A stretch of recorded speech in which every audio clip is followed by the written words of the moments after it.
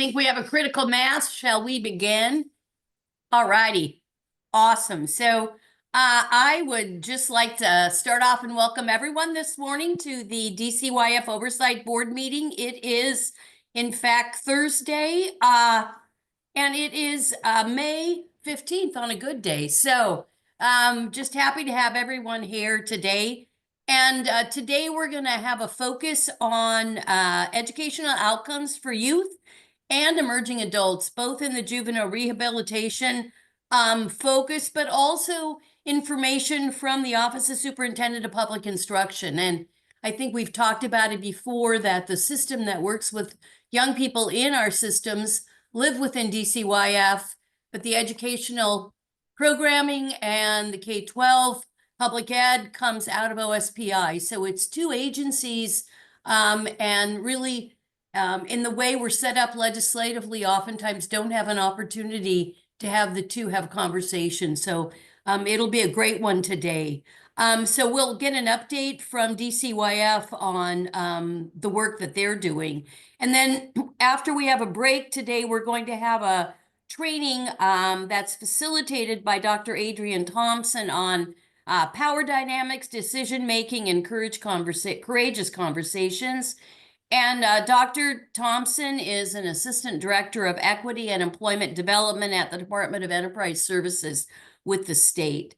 And then the only other thing before we really jump off is really want to thank everyone and let you all know that really proud to share that Senate Bill 5199 made it across the governor's desk. And what that bill does is it amends the current statute within the work that we do on the Oversight Board to make sure that individuals with lived experience that are sitting on the board are eligible for stipends for their work. And oftentimes we ask individuals to volunteer their time and their expertise, but they are not in a position where they may be employed by an organization or in the field and getting paid for their time at the table. And as we think about the work we've done in the state about nothing about us without us, this was one another place to make sure that we are in fact valuing the lived and the life experience at the table with us. So I'm happy to say that. And so without any further ado, I'm going to pass this over to Lisha. And we will move ahead with the roll call and approval of the minutes from our March 20th meeting. Great. Thank you, Senator Wilson. And good morning, board members, presenters, and attendees. Excited for this board meeting today. For the board member roll call, please unmute yourself and let me know that you're present when I call your name, please. So we'll start with Anna Armstrong.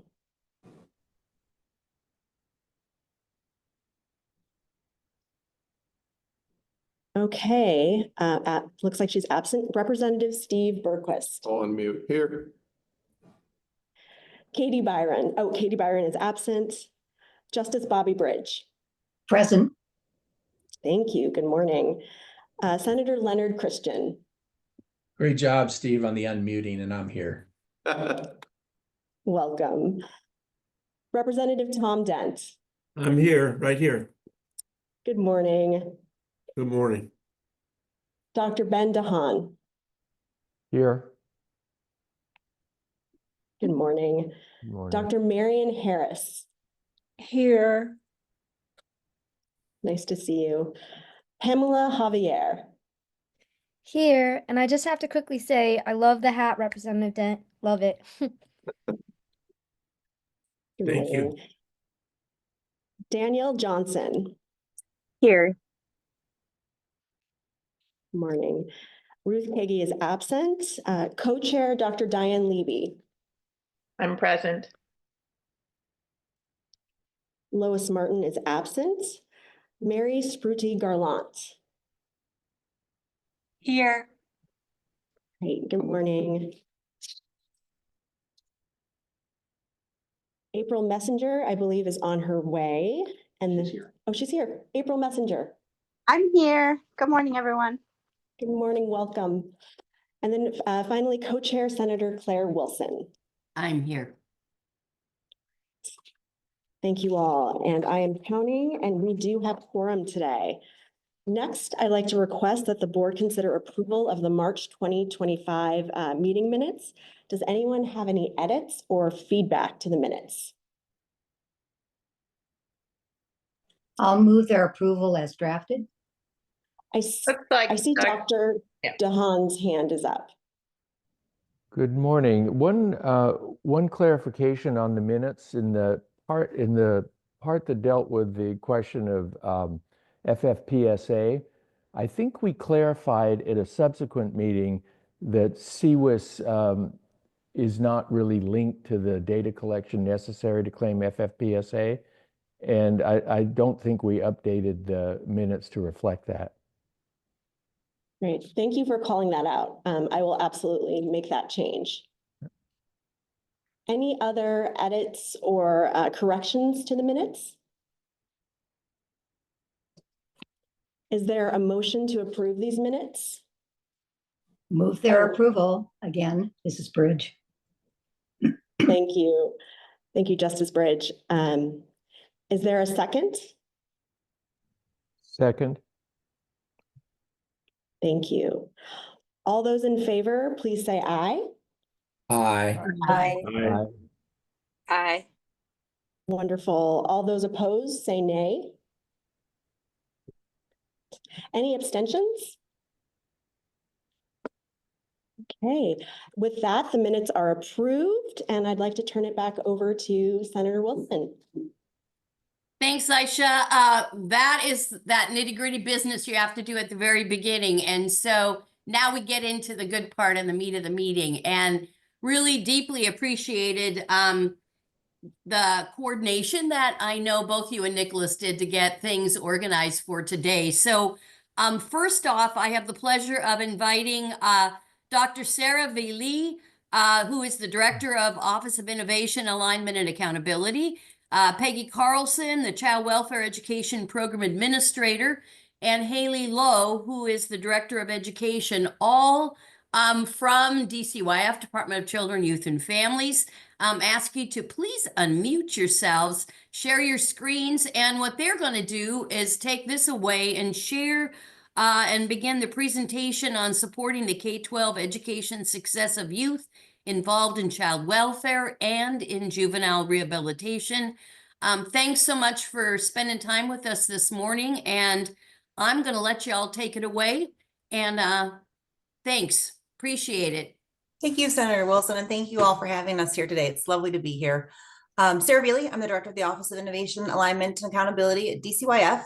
We've been working with LISHA over the past few months to try to identify some topic areas that are really critical for the board, that are of interest to the board, and that extend beyond DCYF. And so education is one of the first places we thought was really important to start. There's work that DCYF can do, there's work that OSPI can do, that the districts can do. And so having these conversations where we have lots of different partners across the state who really collectively are moving things forward is what we want to bring to you all today. So you'll see me and some other folks again in the coming months to talk about some other topics that we think have, again, that intersectionality of not just DCYF, but other parts of the state systems as well.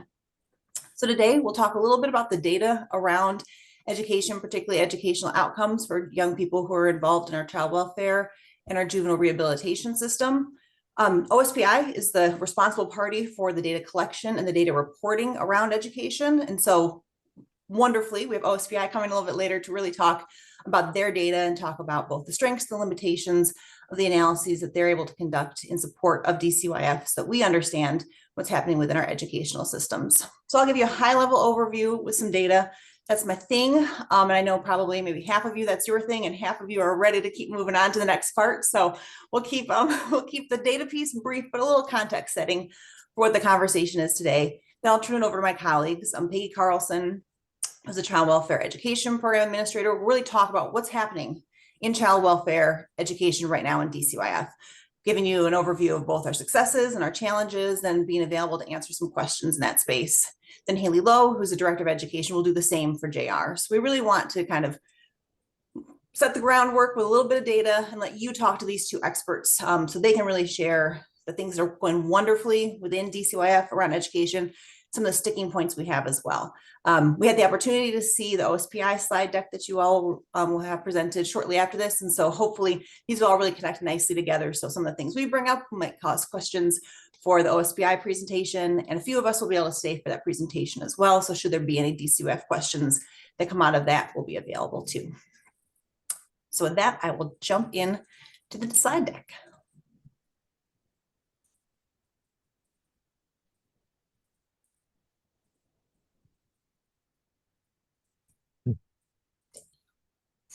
All right, so briefly, why education? And this is a group that I don't need to spend very much time of telling you why education, right? Education is a priority of Washington State, and it's part of the foundation of DCYF. We said we want to make sure that the children of Washington State are thriving academically, and that it's supported by both their families to thrive academically, but also by the community to thrive academically. And so this is one of our founding principles of DCYF. Many of you were part of the writing of that legislation that called DCYF into the responsibility for this principle. And obviously, this is a priority of Washington State as well. So I will leave it at that. You all, I believe, are in agreement with us that education, the educational success of young people who are engaged in our systems is critical for their long-term success as well. We report on educational outcomes of young people who interact with our system regularly, talking about kindergarten readiness, school engagement, and reporting or graduation. This is just a link to and a visual of our agency performance page. So if you're interested in looking at kind of those annual outcomes, this is the place that we call this out as well. Again, this is to make sure that you all see education is one of our outcome goals of DCYF. It is a significant priority for us, the educational success of young people that we work with. So as a researcher, I always want to go back to the literature and think about what is essential for student success. And I have two folks with me who are educational experts. We have OSPI as well, so they can speak to this in addition. But I want to make sure we frame this conversation not about deficits of young people. We often come into these conversations and we say, here are all the things that make it really hard to educate young people in the justice system. Here are all the things about children who have experienced the child welfare system. It makes it really hard to educate them. And I want to instead talk about our systems and the system level barriers that are making it hard for young people in the child welfare system to succeed educationally, the things that are making it hard for young people in JR to succeed educationally. And so thinking about these kind of 5 areas that are really research-based in terms of all student success, and then the barriers that students who are involved in child welfare and JR experience, hopefully will help us frame how do we remove those barriers that perhaps other children in Washington State don't experience to the same level. So first is attendance, right? You ask any educator, if you don't go to school, you're not learning the materials. You need to be able to attend school to be successful. Second is inclusive practices. So ensuring that young people who have different learning styles have the appropriate resources to be successful in education. Third is exclusionary discipline. Again, if young people are not in the classroom, they're unable to learn. And so this is talking about suspensions, expulsions, removal from the classroom without also educational opportunities during that time. For the school stability, so young people moving between schools significantly impacts their academic success. So the more moves a young person has, significantly reduces their educational outcomes. And finally, teacher effectiveness. And I'm not going to dig into teacher effectiveness. Our OSPI folks can talk more about this, but this is also one of the significant research-based indicators of student success. All right, so here's our data piece. So just want to give you a little bit of an overview of how we track some of the educational metrics here. On the left-hand side, you'll see kindergarten readiness, and this is actually the only slide I'm presenting around kindergarten readiness because we have limited kindergarten readiness data, or because we're going to focus on our K-12 system for this presentation. But you'll see on the left-hand side, these are 6 domains of kindergarten readiness on the WA Kids assessment. And you'll see the young people in kind of the red bar in the middle are students in foster care. And across all 6 of those domains of educational readiness or kindergarten readiness, young people in foster care are doing not as well as students with economic disadvantage or statewide. And so we're seeing that even at an early age, this K-Ready, the impact of the needs of young people in foster care. On the right-hand side, you'll also see our high school graduation data. So you'll see, as it says in the title here, on-time high school graduation gaps are decreasing for students who are experiencing foster care and homelessness, but they're holding steady for students who are experiencing institutional ed. The green bar on the bottom is institutional ed. So we're seeing a 20% of graduation rate compared to 76% at statewide. You see foster care is around 44%. So there's a significant difference here still between our overall state population, young people who have experienced the child welfare system, and young people who are experiencing institutional ed. Two things to point out here. First, institutional ed encompasses far more than juvenile rehabilitation. And the experience of institutional ed at the local level in detention settings is very different than the experience of institutional ed for JR institutions or JR community facilities. Haley again can speak more to that. But when we clump all of those together, we're talking about some young people who may have had a few nights in detention and some young people who may have spent years in a juvenile rehabilitation facility. And so it can be really difficult for us to understand trends when we're combining all those groups together. Also, I want to call out this, this improvement for youth who are experiencing foster care in graduation. And Peggy will talk about that later. But the real efforts that have gone at a statewide level to ensure that young people who are part of our foster care system are having significant services and supports, both to address mobility, which we'll talk about, but also to increase high school graduation. So I just want to make sure we call it out here, and Peggy will talk more about it in the future too. So going back to those kind of key elements of what causes or supports school success. Regular attendance, we see here that students in the foster care system have significantly lower regular attendance. So 73% of students statewide attend school regularly by OSPI definition, 59% of students in foster care. Full day absences, again, this is a 3-year window. Again, on the right side, the red are students in foster care. We see for students in foster care, it's between 65 and 75 days over a 3-year period of missed school compared to other students. So again, we're seeing increased or higher levels of absences. As we said at the start, being in school is the way that we're successful in school. Inclusive practices. So here we see that nearly half, 43% of students experiencing foster care receive special education services, and 66% of students experiencing foster care have also experienced homelessness. So there are unique needs for inclusive educational practices of young people who have experienced the foster care system.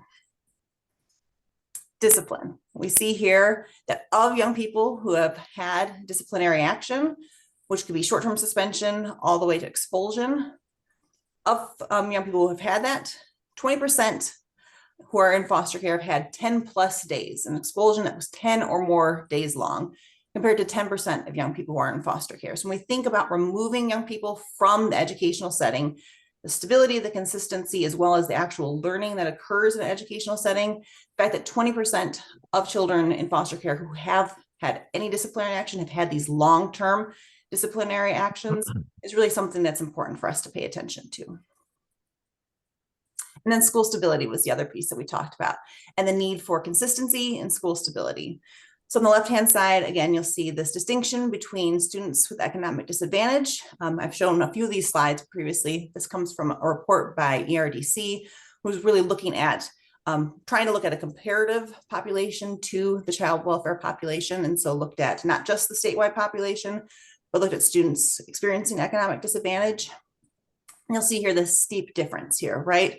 So amongst kindergartners, 70% of the students changed school districts during this time period, compared to 34% of students experiencing economic disadvantage. Every school district or every school change, I'm looking at Peggy because she'll catch me. I think every school change is the loss of 9 months of education. 4 to 6 months. Thank you.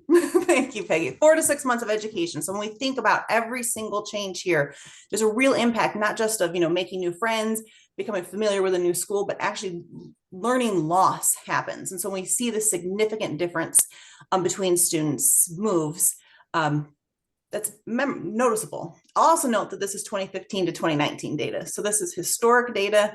The most recent we have of this analysis from ERDC. And as I mentioned at the top, we've seen real improvements in mobility and school stability for young people on child welfare. Please, Senator Wilson. Yeah, ERDC, for folks who don't know, can you think about that one? And then curious about, when you do your presentation, I forgot to ask this at the beginning. We'll wait, I assume, and then ask questions, before we move on, or how would you like us to handle that? Or, and I apologize for stopping you in the middle, but this is like wild, good stuff. So just 2 questions there. All right, I appreciate both the questions. Let's do the questions at the end only because I want to get through the end of each section. So I want to get through it so I can then move on to Peggy and Haley. But I will definitely pause once we get through the data. You all And have then- the deck, and so please And then feel free to send ERDC. questions. Yeah, ERDC is our Education Research Data Center, which is located in OFM, and they do much of the kind of long-term analytics of education data. So they receive data from OSPI. They also receive data from DCYF, both for our early learning assessment work, as well as data where we can identify who young people in the juvenile justice system are and in child welfare. Thanks for catching me on my acronym use. On the right-hand side, I'm just showing mobility gaps and this decrease, right? So what we're seeing here is the difference between children in the child welfare system and the average number of schools attended compared to the rest of the state population. And so on average, you'll see in this 2022 cohort, and I won't get into the numbers too much, you'll see there's a decrease as young people get older in those moves, which is what you're seeing here as the bumps go down in every single one of these. But you'll see that it's gotten much closer in recent years. So 0 means that there's the same number of school moves for children in the child welfare system as there are for children not in foster care. And so this allows us to say, like, we're seeing some real improvements here in terms of school stability and reduced mobility. And again, Peggy will talk about the actual work that went behind this and the partnerships that went behind that to get us there. So moving into JR, we know a little bit less about our JR data because we have limited JR information, and much of the information that we have from OSPI is this kind of annual information. Because our population is frequently turning over, it's hard to know exactly what's happening in a point in time here. On the right-hand side, we have the information from OSPI about attendance. So we see that regular attendance, defined as 90% of school days or more, only 3% of students are being identified as having regular attendance. Included Green Hill here as well, where we see 16%. On the left-hand side, we have personal timeouts. So these are actually asks from young people or from the educator to have separation from the classroom. So it could be a short period of time, a longer period of time. And so this is some of the information that DCYF collects on our side, so that we're not looking at historic one-year data, right? We don't want to be able to say, okay, last year in the 2023-2024 school year, this is what happened. That's helpful for us to know as we look at trends over time. But in the real moment, it's critical for DCYF staff, JR staff specifically, to be able to say what is happening right now in classrooms, so we can understand from DCYF standpoint how we support young people to be in the classroom, and then how we partner with educators to make sure that they're able to support the young people in the classroom. So just showing here that for Echo Glen, during this 21 days of school days, there are significant numbers of requested personal timeouts. I'm focusing here primarily on Echo Glen because Green Hill has a different population. So Green Hill has young people, as you all know, up to the age of 25. And so the educational needs are different in Green Hill. And so it gets a little mixed up when we start talking about our Green Hill population and our Echo Glen population, similarly with our CFs, because of the differences in the schools that young people in CFs attend, whether it's within our community facility, acronym CF, or if it's within the local school district as well. So if you have questions about that, Haley can talk a little bit more about how our different systems work. Here, I'll just call out that within juvenile rehabilitation, particularly within Echo Glen, there's significant numbers of students with disabilities. So, and unfortunately, this looks like I got covered up. But over half of young people are identified as having a disability and need an IEP. Finally, discipline. This is what we know kind of about what's happening again at Echo Glen around discipline.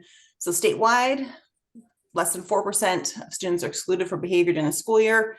Echo Glen, 19% of students are being excluded for behavior. Similar to the slide that I showed earlier, we see that there is higher proportions of students who are being excluded because of are excluded for longer periods of time compared to the rest of the state. And then on the right-hand side is another example of the information that Echo Glen is collecting so they can better understand what's happening. So what are the reasons for these exclusions? You'll see that defiance and kind of this all other category really encompasses that, as well as inappropriate language. So this is, again, our JR DCYF staff trying to understand what the causes for exclusion are so they can begin to address those behaviors so that young people are attending school. Mobility, we know that young people who are involved in the institutional or in the justice system are more mobile than young people in other systems. This is actually a study looking at all court-involved youth, so anything from a court referral all the way to JR, and a really historic study as well too. But you'll see for youth who aren't court-involved, 92% did not have a move during that school year. For young people with any court involvement, over half had some kind of school move. So again, just calling out this fact that of each of these key elements of what leads to student success, young people in JR are experiencing poor or have higher needs that are being unmet right now. All right. I'm gonna pause. I'm gonna pause and see if there's questions on that data dump. Also knowing that I'm happy to be a resource for the data lovers to actually dig into the data later.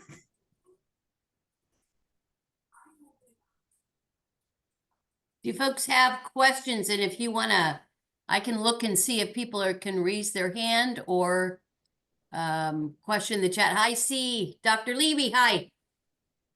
Hey, I wondered if you could go back to the timeout. I think you said PTOs. Can you explain a little bit more about what is a personal timeout? Hi, this is Haley, and I can talk about the personal timeout. So during the school day, our young people are up at the school building, they're attending classes, and the personal timeout is a way to keep our students engaged. So they might have had something that happened in the cottage, there might have been something that was upsetting to them. And a personal timeout is a way to avoid just sending them back to their cottage. So they'll step out with one of our youth engagement specialists. They'll have an opportunity, maybe it's to go for a walk, to go to a quiet place and sit, unpack maybe what it is that's happening and the support that they need to be successful in the classroom. So it's really an effort to keep students engaged. Teachers can also request a personal timeout. They may have been redirecting a student and not feeling successful in that and just opt to have the student take a timeout. So that is really, it's a pretty powerful way to do that individualized support that's needed in the moment. Thank you. Question. Sarah, I also had a question on I think it was the discipline slide. I was just curious when you were showing the top referrals from Echo Glen, that one.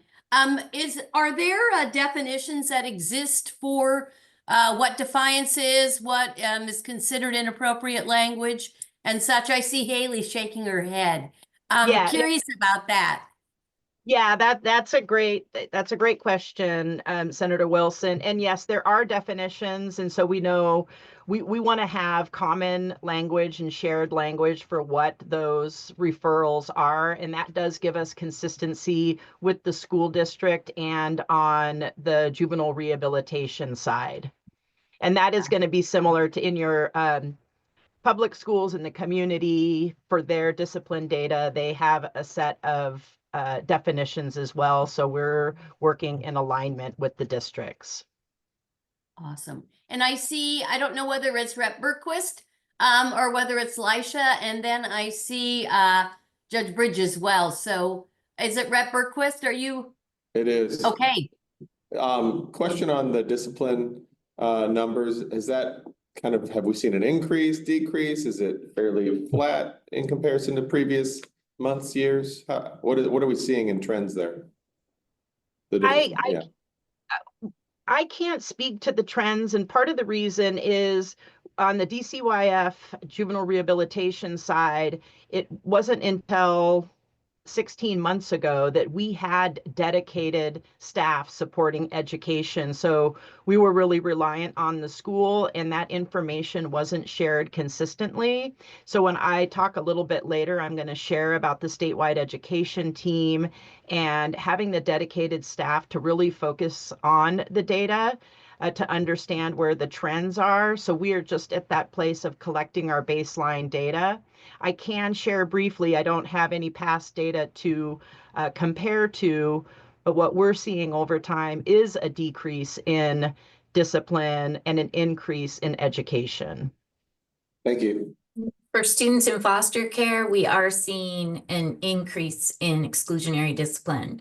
So I think that last year's numbers, 16% of students in foster care were excluded from school, compared to 3% of students who are not in foster care. So it's quite a difference. Judge Bridge. Thanks. Maybe this is something that's going to be discussed in the closer look from Haley. But how is there any cross-referencing here about how much of, I guess, attendance, including the PTOs and the exclusions, are attributable to kids with diagnosed mental health issues? Because we know that both of these facilities have large percentages of kids who have diagnosed mental health and behavioral health issues. Yeah, I can share right now that is not something that we have been examining with intention. However, what you share, we do find to be true, that, and I don't have the right percentage, so I don't want to state it, but I can work with Sarah on that later. But yeah, there's a high acuity of need, and that is something we would like to partner with our school districts on, is to be able to do that level of targeted analysis and see who are receiving the discipline, and if that is related to their diagnoses. If they don't have an IEP or a 504, that is something that we can address while they're with us. Yeah, and I think it goes to the training too for the folks, the teachers themselves, for how to intervene if they are more aware of the attributes of these particular diagnoses. Great, thanks. Okay.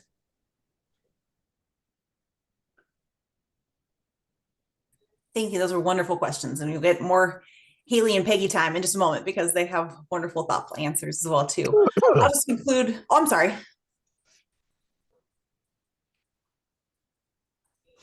It was an accidental unmute. Apologies. I'll conclude just by noting that there's been some really significant efforts underway within DCYF, particularly around data sharing in the child welfare space.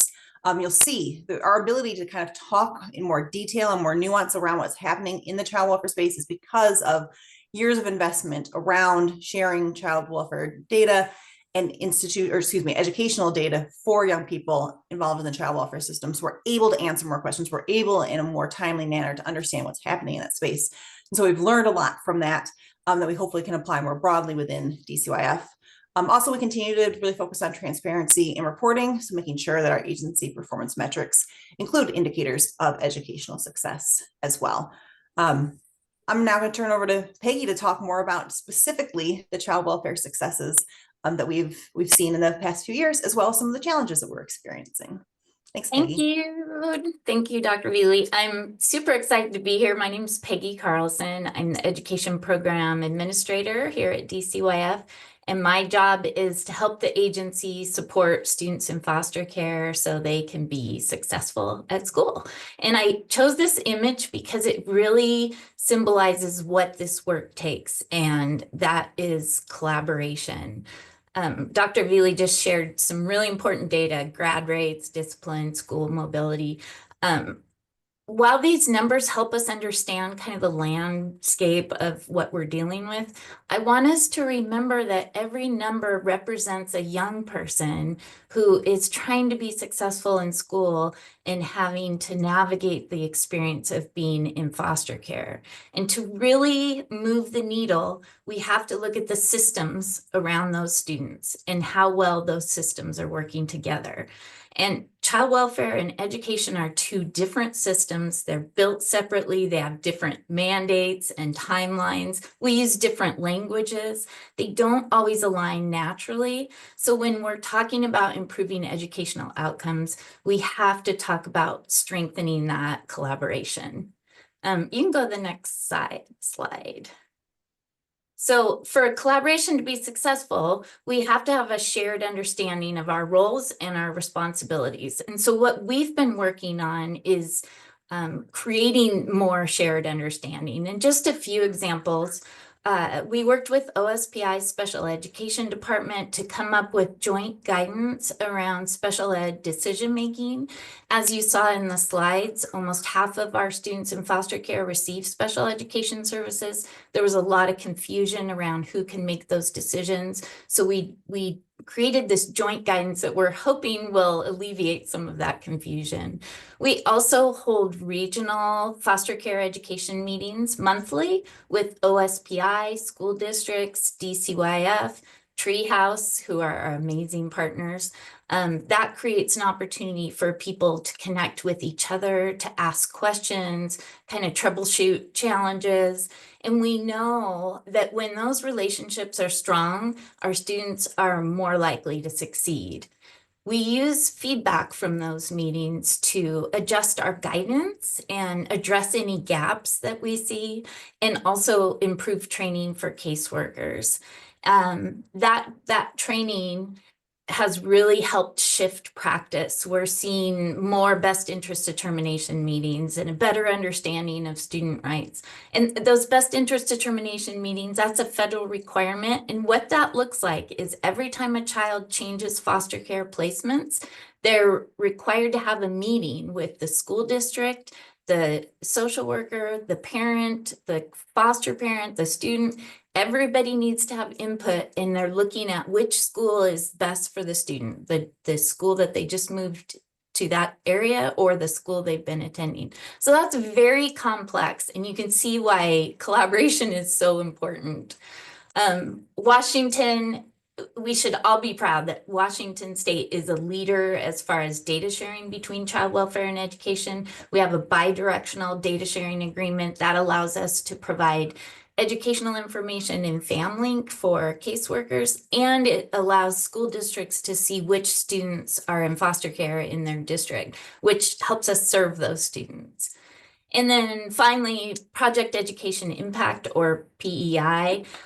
This is a legislatively mandated work group with a goal of improving educational outcomes for students in foster care, students experiencing homelessness, and now students in JR. And I will say we include not only child welfare and education, but community partners like Treehouse, Mockingbird, Building Changes, to really look at the system and find ways to improve practice and push for policy support. So they were instrumental in passing the state law that requires every school to designate a building point of contact, which is a game changer.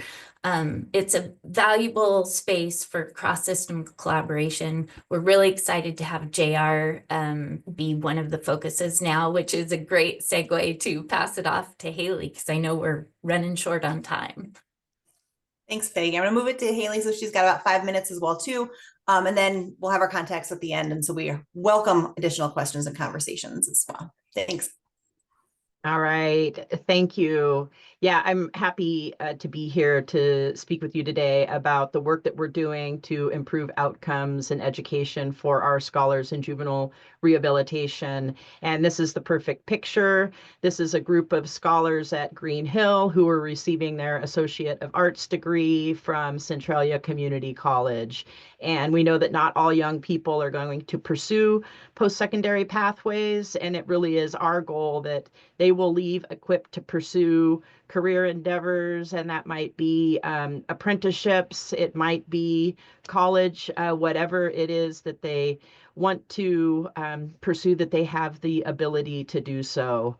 And in the next slide, we'll show some of the areas that I want to speak to in our time together today. And I want to start with a fundamental belief that guides our work, and that is that education is one of the most powerful tools we have to disrupt the cycle of incarceration.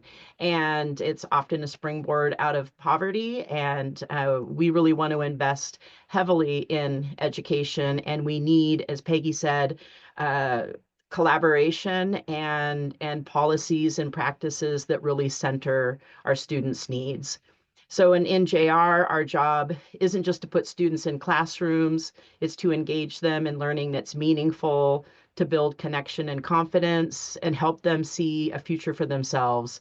And for our students who have been pushed out of schools due to discipline, due to school moves, it's often the first time that they've seen themselves as learners, which is exciting to see them really come to life and see themselves as capable.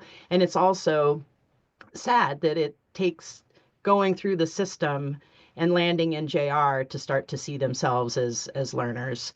And so our institutions serve as critical points of re-engagement for youth, and especially those who've experienced disrupted or fractured educational experiences. We work closely across systems in JR, and that includes our parole aftercare, transfers to community facilities, community assisted reentry, and that is a voluntary program after young people leave. If they need additional support, they have that available to them. So it really is that we want them to have clear goals when they leave our care and that they don't lose momentum. Those transition points can be gaps, and we want to make sure that we close those gaps and that young people feel empowered to advocate for themselves when they leave us. So I did state earlier that some of our data points are new because prior to House Bill 1295, which was a few sessions ago, House Bill 1295 was really about improving outcomes in institutional education. And I want to acknowledge that much of this progress was made possible thanks to the leadership of Representative Lisa Callan. Her early commitment to improving outcomes in institutional education led to funding for our dedicated education team in JR. And that investment allowed us to establish the statewide education team. This is a cross-agency group focused on advising, coaching, and supporting youth and staff around education engagement. One thing that's important is that we don't provide direct instruction. We are not teachers. We support teachers, and we support students, and we support our staff. Our team works hands-on with JR staff, reentry coordinators, and school staff to improve systems, solve problems, and create consistent support for youth, no matter where they are in their rehabilitation or education journey. We're already seeing early results. More youth are engaged in job readiness programs, more are re-engaging with school and are excited about school, and more are leaving our care with a plan for what's next. I'll talk briefly about our excitement about House Bill 1827, and we really see that as the next step towards accountability and equity. This bill shifts the governance and oversight of institutional education to OSPI, and that's something that institutional education leaders have been advocating for over many years. What it does is align our work with the broader public education system, and our hope is that it will clear up long-standing conflicts between school district and DCYF policies and move us away from a system that relies on goodwill and relationships to make things work. Relationships matter, and they're very important, and so are clear policies. So we're looking forward to having clear, enforceable expectations for things like attendance, discipline, graduation planning, record transfers, and services for students with disabilities. This is ultimately about equity. Youth in secure facilities deserve the same rights and rigor as any other students in Washington. One of the things that I'm really excited about was what our team did early on, and that was a Listen and Learn campaign. We heard from over 100 youth across JR, asking them directly about their education experiences, their hopes, and the barriers they face. So this was more than a survey. It was participatory action research, and we built it with our system partners and youth themselves. What we heard was really powerful. Youth told us they want education that's hands-on, culturally relevant, and connected to real-world skills. They talked about the value of adults who see their potential and the frustration of feeling voiceless in their own learning. These insights directly shaped our Elevating Youth Voice Action Plan and the goals we have to respond to what young people said they wanted. It's one thing to listen, and it's also really important to be able to reflect. We heard what you said, and these are the steps we're taking to address your needs. So we're proud of the progress we've made, but we're also clear-eyed about what still needs to be done. The early investments were made in staffing, partnerships, and youth voice are paying off. And with House Bill 1827, we have the chance to create real system-level change. Our goal is simple: to ensure that every young person in JR is seen as a scholar with a future worth investing in. That means consistent support, meaningful learning, and a path forward. So thank you for your interest in education in JR. Thanks, Haley, and thanks, Peggy. I know we're over time. There's a million questions I'm sure that have come from this board because of those amazing presentations from Peggy and Haley. You have my contact information here. I can get you in contact with either of them, or we can come back and talk to you some more about education in the future too. But thank you for letting us frame this conversation around education in DCYF. And again, I'm excited to see our OSPI colleagues' presentation as well. Thank you all.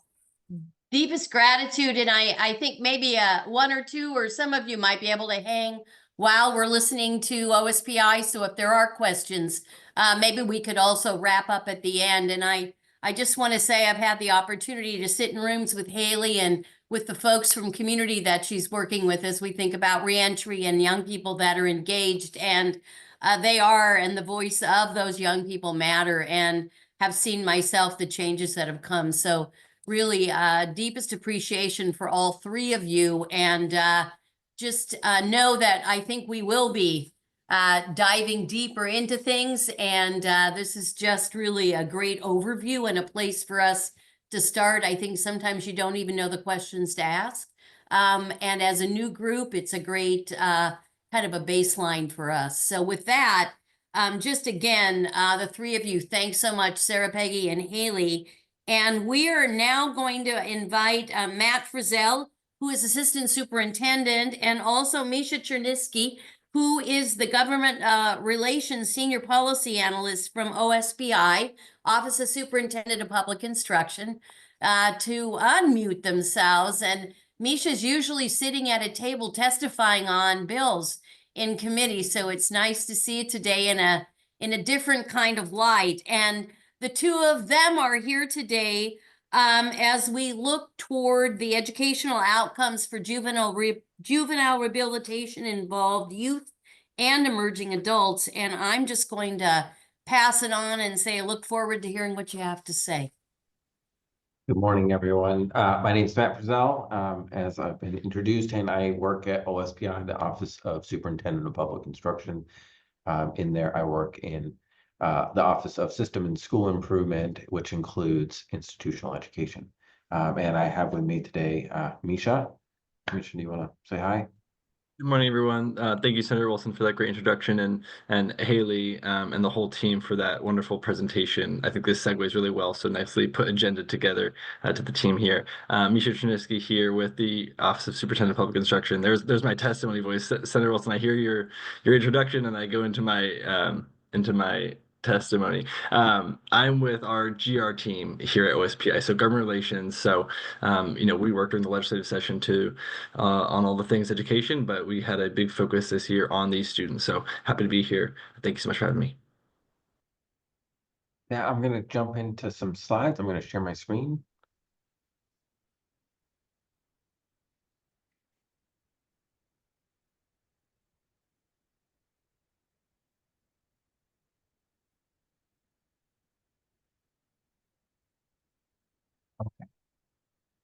No. So at OSPI, Sarah mentioned this in her presentation, but our vision here is that all students are prepared for post-secondary pathways, careers, and civic engagement. And the mission is to transform K-12 education to a system that is centered on closing opportunity gaps and is characterized by high expectations for all students and educators. We achieve this by developing equity-based policies and supports that empower educators, families, and communities. And both the vision and mission really fit into the work that OSPI is doing along with DCYF for students who are in facilities.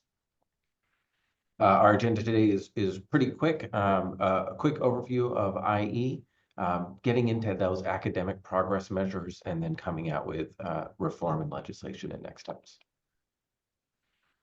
So IE facilities are multiple here at OSPI. So we do have the DCYF facilities here in one box with 2 large JR institutions and 8 JR community facilities. We do also have juvenile detention centers. These are community centers that are either district run or run by ESD, where students are usually initially placed in a detention center. And we have 4 rehabilitation centers that are overseen by DSHS.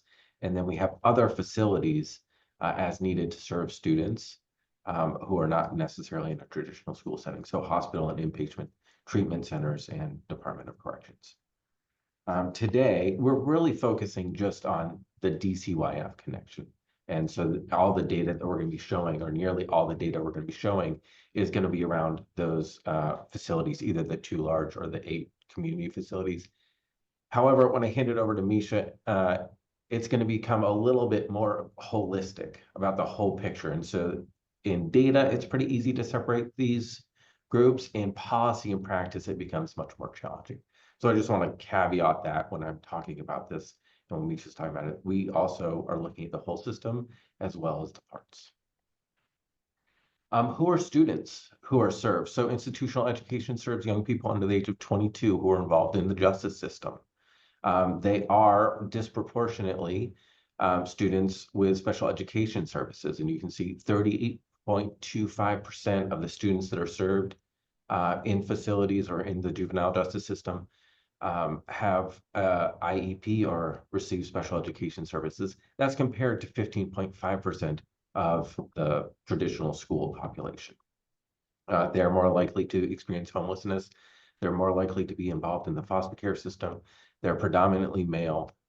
They are from low-income households and from diverse racial and ethnic backgrounds. And so there's a reason that we're presenting here today with DCYF, with foster care, with the IE facilities. Okay, academic progress and measures. I'm going to stop there and say, if there are questions, feel free to ask them along the way, please. So it's more of a discussion than a presentation. And as the data comes, I'm expecting it to perhaps raise more questions than it's going to provide answers. I know it has on our end, and that's a good thing. It's allowing us to ask better, more informed questions. We answer 1, but we get 4. And so that might be the case as I move forward here. So please feel free to jump in and ask questions. What I'm going to be talking about today is the data set that Haley mentioned that comes from the House Bill 1295 data requirements. And so this is what OSPI is required to collect and report annually. The report is up. It's actually not a report. It's just a data sheet. But it is available and it's linked on the back of this slide. But we're required to collect data and disaggregate it by gender, race, ethnicity, and age. And the data requirements, data elements required are individualized education programs, so students with disabilities, access to relevant instruction, student attendance, education status upon entry into a facility, education progress during residency, during the time they're in a facility, and then education attainment during residency. So attainment and progress is, if you think of it, is moving from one point to another. Attainment is crossing a finish line of one sort or another. So is there a benchmark that they met while they were there versus did they get some kind of steps along the way? And if there are questions about that, some of the slides may clarify. And then long-term education and workforce outcomes. And so what you're going to see here are elements that are going to be covered in our slides today. Some of them won't. It is a robust data set. We're happy to come back another time and talk more about the data. I am going to talk about attendance first. This is going to look different. It is a different data set than the one that DCYF showed. So I want to stress that up front so we can talk about the difference if needed. But regular attendance means that students are attending school on averaging no less than 2 absences. So it's kind of the inverse of absences, so that they are engaged in school nearly all the time.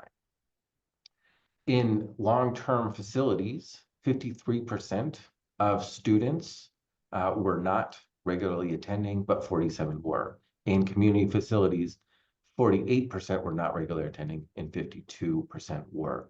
The reason for the difference is the way that 1295 collects and looks at the data. What was shown by DCYF is attendance within a facility during a set period of time. This is a different time period. It's over the course of the year, and it can range from one facility to another, and it can range from a traditional public school to a facility. And so it looks at it across the entire year. If the student was enrolled for at least 90 days in the state, we can pull this data because we're looking across span. So we see slightly different rates for students than we would if we looked at the report card data as DCYF showed. So just to kind of preface why you're seeing a difference, and once I say that, it is still a lower regular attendance rate than we see across the state. This is Bobby Bridge. Just a quick question about the absences.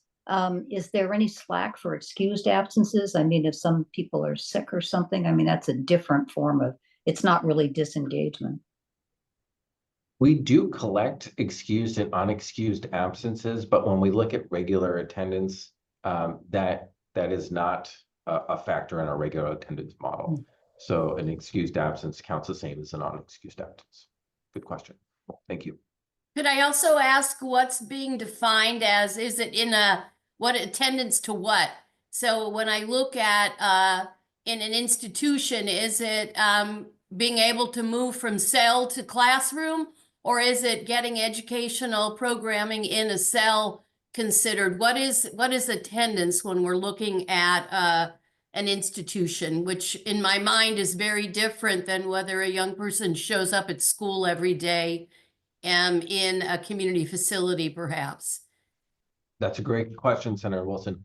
And I'm not sure I can answer that question. I can look to Misha to see if he has the answer. In our data collection in CEDARS, right? That's the state data collection at OSP. It would be that the student is in the classroom. And so in the facility, if they are located in the facility, perhaps in a cell, but not participating in the classroom that day, we would let the facility know that would be a non-attendance on behalf of that student's participation in school on that day. Might be an interesting flag when maybe we wrap up with DCYF, especially given the overcrowding and such in our institutions that have prevented young people from going to school, not because they wanted to be absent, but they were not allowed to be there. What that looks like as we think about this data set and what changes might we see. So I will write myself a note. Thanks, Matt. You're welcome. Thank you. Another measure that we collect, and this is an outcome measure as well as an input measure. This is an outcome measure of 9th grade success. And so it's also an input measure towards graduation. And so an outcome measure is the result of something. An input measure is a variable or a value that helps us understand what's going to happen in the future. And so 9th grade on track is one of those that we have in the state. And it is the idea that a student enrolls in a certain number of classes in 9th grade and they complete all the classes in which they enrolled. And that means that they're on a good trajectory to meet the high school requirements. And so what we see here is 9th grade on track, yes or no.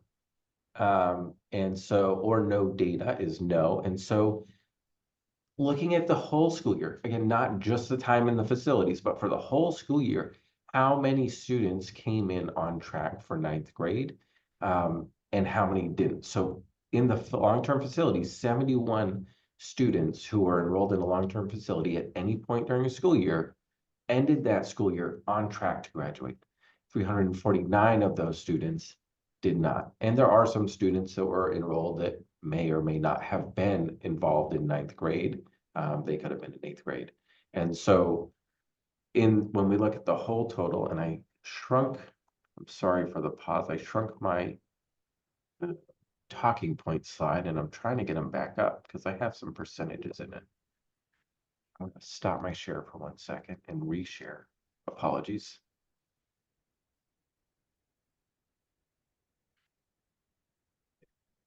Did not get them back. I have some talking points about what the percentages look like, and I can't seem to get them to pop up. But these are the raw numbers in terms of what those look like. Credits earned. So for a student to be on track to graduate in each academic year from 9th grade to 12th grade, they're expected to earn 6 credits. That's a total of 24 credits in a high school career. And in DCYF facilities, if a student is enrolled, in DCYF long-term facilities or institutions, if a student is enrolled for 90 or more days, they are on track and actually above on track in terms of the credits they're earning. So those students that are there for, again, 90 or more days, school year is 180, so half a school year, they're enrolled, they are earning those credits on their way to graduation. If they're not enrolled in a long-term facility for 90 or more days, they are still gaining credits. They're still working toward a high school degree, but they've been there for a very short time, less than half a year. And so they're still moving the needle for those students. For community facilities, enrolled 90 or more days is a very small number of students usually, and they're earning less than 1%, or sorry, 1 credit towards their graduation when they're in those facilities. If they're not enrolled in those facilities for 90 days, they're earning 2.87 or almost 3, most likely because they're going back into a school or a school community. Again, this is a look at a whole year, a holistic look at students across the course of a year if they were enrolled in one of these facility types. Another highlight here is for students who are earning credits who are receiving services for special education. And so if they have an IEP, there are the lighter green bar. If they don't have an IEP, they are the darker green bar. If you're looking at traditional public schools, you would not see such matching between students who have special ed services and students don't. So the facilities are really doing an amazing job of getting those students with IEPs the same level of credit attainment as students that don't have an IEP. And that's true for both long-term facilities, and we see very similar numbers for students who are in community facilities. The reason that this number 3.52 is lower than the 6 is because in this slide, we're not looking at the 90-day requirement. So this is any student that is enrolled in a facility at any time during the school year for any length of time. I do have a question. Yes. Madam Chair, is it okay if I ask? Yeah, go ahead. Go ahead. Thanks. We were looking at some legislation this year that might have moved someone with less than 90 days instead of someone with less than 30 days to stay in a community detention facility. It looks from the data like if you're there up to 90 days, the impact on the education, how is that? Do you think would that have an impact if you had less than 90 days and right now you need to go to a DCYF facility versus staying in a community detention facility? How would that impact their education, or would it have a significant impact? So if a student was enrolled fewer than 90 days, Yeah, Is that- I mean, so the rest of their sentence was less than 90 days. Right now, if it's less than 30 days, you can stay in the community detention center, like the Mailing Juvenile Justice Center. We might move that to 90 days. Would that And have it an was not- impact on? Go ahead. It was not a detention facility. It was a community, could be a community space. So it wasn't necessarily, detention was one piece of that, but the 90 days was staying in community with a Yeah. CBO, nonprofit, in some kind of a secured kind of a, not a maximum or a medium security. So I just want to be really Yeah. clear if you're talking about the bills I think we're talking about. It's not about detention. It's about being Sure. in community, staying enrolled in their current schools. So it's not about they're in the system, but very differently than being in juvenile detention facility. And Well, I could guess my could question- I jump in just to ask for clarification? Because I think what you're saying, well, anyway, the confusion may be because when you're saying community facilities here, Matt, what you're talking about is DCYF community facilities, Yeah. not the juvenile detention centers, which are run by the counties, right? Correct. That's Okay, correct. so we're only sticking here with JR, and so the likelihood of the 30-day without, anyway, it's just different kind of setup. And I guess my question was, is there, if they were in a juvenile facility in like the Mailing Juvenile Justice Center or on CV, would that be a better opportunity for them than being, it looks like students don't get a lot of impact if they're here less than 90 days. I was just trying to figure that out and make sure I was on the same page. Yeah, I think that is a fair statement that if I go all the way back to DCYF side, and I believe they were talking about foster care when they had the projection of transitions over time, and they were showing a decrease in the number of transition students were experiencing in foster care. The same principle can apply here as well. What this data may be indicating, although I can't say for sure, is that students who have stability, who have the opportunity to build relationships with educators and staff, have the opportunity for greater success. And so if we can minimize the number of transitions a student experiences at any point in high school, I think it's a win for the student and the educators. That's really helpful. I think that's a good clarification that, you know, some of the questions that were arising during the session, you know, we're saying, well, there's a lot of opportunities for connections for those 90 days or, you know, some of these arguments, and I'm trying to make sure I understand what the facts and the data are showing. Thank you. Misha, did you want to add to that before I move forward? Oh, that was great, Matt. I appreciate that. And thank you, Representative Berquist, for the question. Yeah, I think one thing I would just flag is, you know, as I think there was legislation to have students stay in their juvenile detention center. Maybe that's a different bill, and so it's been a little bit since session ended. I guess not really, but you know, we just want to make sure also that that the JDCs are set up for that. So, anyways, as you know, we come back next January, we'll make sure we're having those conversations to make sure that the system is set up. If a student is going to stay longer in one place than another, that there's the support and there's the resources for that education. But so excited to continue working with you all. The last slide we have for data is graduation pathways. And so one of the way, due to legislation passed, I believe back in 2020, students can reach graduation in a variety of pathways. And so ASVAB is a military assessment that allows a student to enroll in the military. They have to get a certain score. And in Washington, we set a score, I believe at 32, but don't quote me on that. If they get at least a 32 on the ASVAB, then they met a graduation requirement. They can also meet a path by gaining CTE certification, and they can also meet a path by meeting math and ELA assessment scores. What we have here is the number of students in the facility by type that met one of the pathways.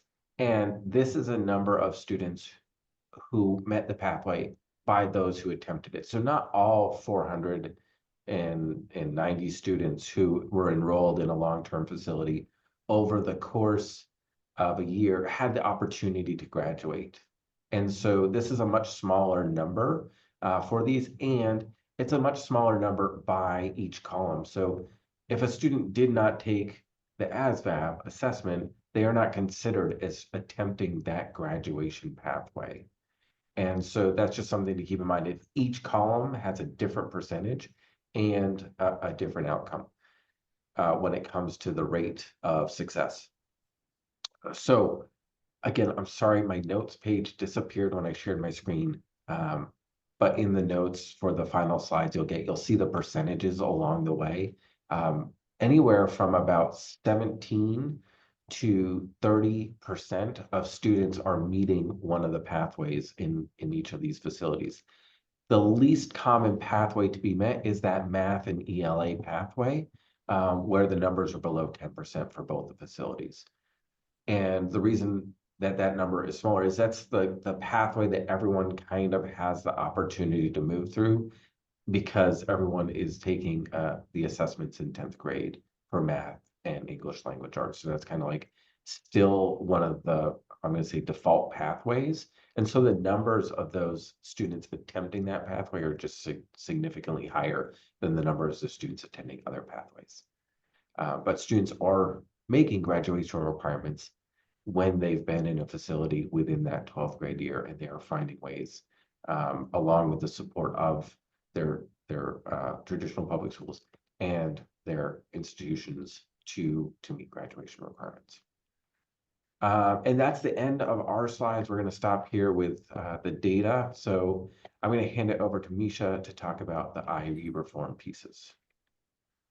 Thanks, Matt. I guess I'll just pause any data questions while they're hot on your mind, or we can save them till the end. But if there's something burning, I want to make sure you have a chance to ask it. Okay. Thanks, Matt. Okay, so again, I'm Misha. I'm on our government relations team here at OSPI, and again, really appreciate you inviting us to present and to talk about this important issue. You know, these students, it was mentioned earlier, but are, you know, probably the furthest away from educational justice. And when we think about access to education, it was mentioned in the earlier presentation, right? These students often have gone through a whole bunch of other situations before they even came to the DCYF doors, right? So they were involved in some, you know, in some police, you know, they were arrested, right? And they were put in a juvenile detention center, and maybe they went to a different juvenile detention center if they were arrested outside of where they, you know, live. And then they had those two transitions, and then eventually they, you know, were adjudicated and sentenced and placed in the DCYF care at a long-term facility, and then potentially they went to a community facility. Anyways, you all know this better than I do, but just want to make sure that we are kind of refocusing back on the students. That point Matt made of reducing the number of transitions is really important. Reducing the transitions and also supporting their transitions, because they are inevitable, right? There are different systems that a student has to go through, but how do we make sure that they are supported? So this little timeline is just seeing some, you know, high level overview of the last, you know, 14-ish years of institutional education reform. So I won't go through each one, but you can kind of see there's been different pieces added on, you know, every year, a couple of years. There's some adjustments in there. And most recently, right, this last legislative session, it's 1827. That was the bill that I'll talk a little bit more about. But before that, 1701, you probably heard a lot, that put together the Joint Select Committee, which we so thank Senator Wilson for being on with Representative Callan and Representative McIntyre, which we worked on over this past year and a half-ish, or 2 years now. And then also 1295 in 2021 was that large IE advisory group that had a lot of folks from OSPI, DCYF, community partners, stakeholders, people with lived experience. So these kind of been building over this past couple of years. And I think we can go to the next slide, Matt. Great. So one of the things that that this most recent bill, 1827, tasked OSPI with doing, and something that we've been working on and will continue working on, is getting feedback from educators. So as Matt mentioned, trying to stick with the DCYF facilities, but we know that it is, i.e. at OSPI is broadly, we have our DCYF facilities, we also have our local juvenile detention centers, which was mentioned are run by, the safety and security is run by counties. The education is either run by school districts or the educational service district in that area. So it's about, I think it's 12 are school district run and 9 are ESD run. So it's almost a 50-50 mix. And that's kind of happened organically. Happy to talk, about that more if anybody has questions, later about JDCs broadly and kind of how the education is delivered. But generally speaking, right, so these are the educators that are in teaching the students in these facilities. In the long-term institutions at Green Hill, this may have been already mentioned, so appreciate the patience, but in Green Hill, that is education is provided by the Chehalis School District, and then in Echo Glen, that is provided by the Issaquah School District. So the two local school districts where those facilities are set, those are the educators. And so we've heard a lot from educators, right? We've heard about the model. I would be remiss if I didn't mention the funding again. The funding model in that slide, one slide ago, IE was not touched by the McCleary decision. So they did not adjust the funding model or the staffing ratios. I believe those have been in place since 1997. So I would say time for looking at those again. We know that especially in the JDCs where they have such a small, often a small population, they usually get funding for one teacher. So it's one teacher. If you've got 2 students that come in and they can't be in the same room because they are codependents or co-defendants, it's kind of a, all right, I'll teach one and then I'll go and teach the other in the other part of the day. It's a lot of juggling.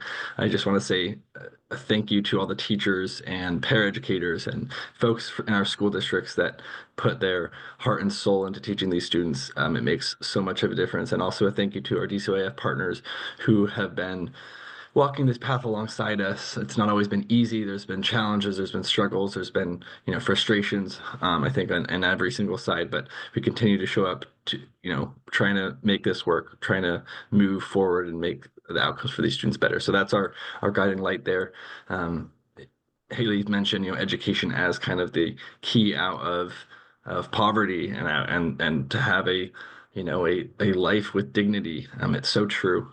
And so we really take this seriously.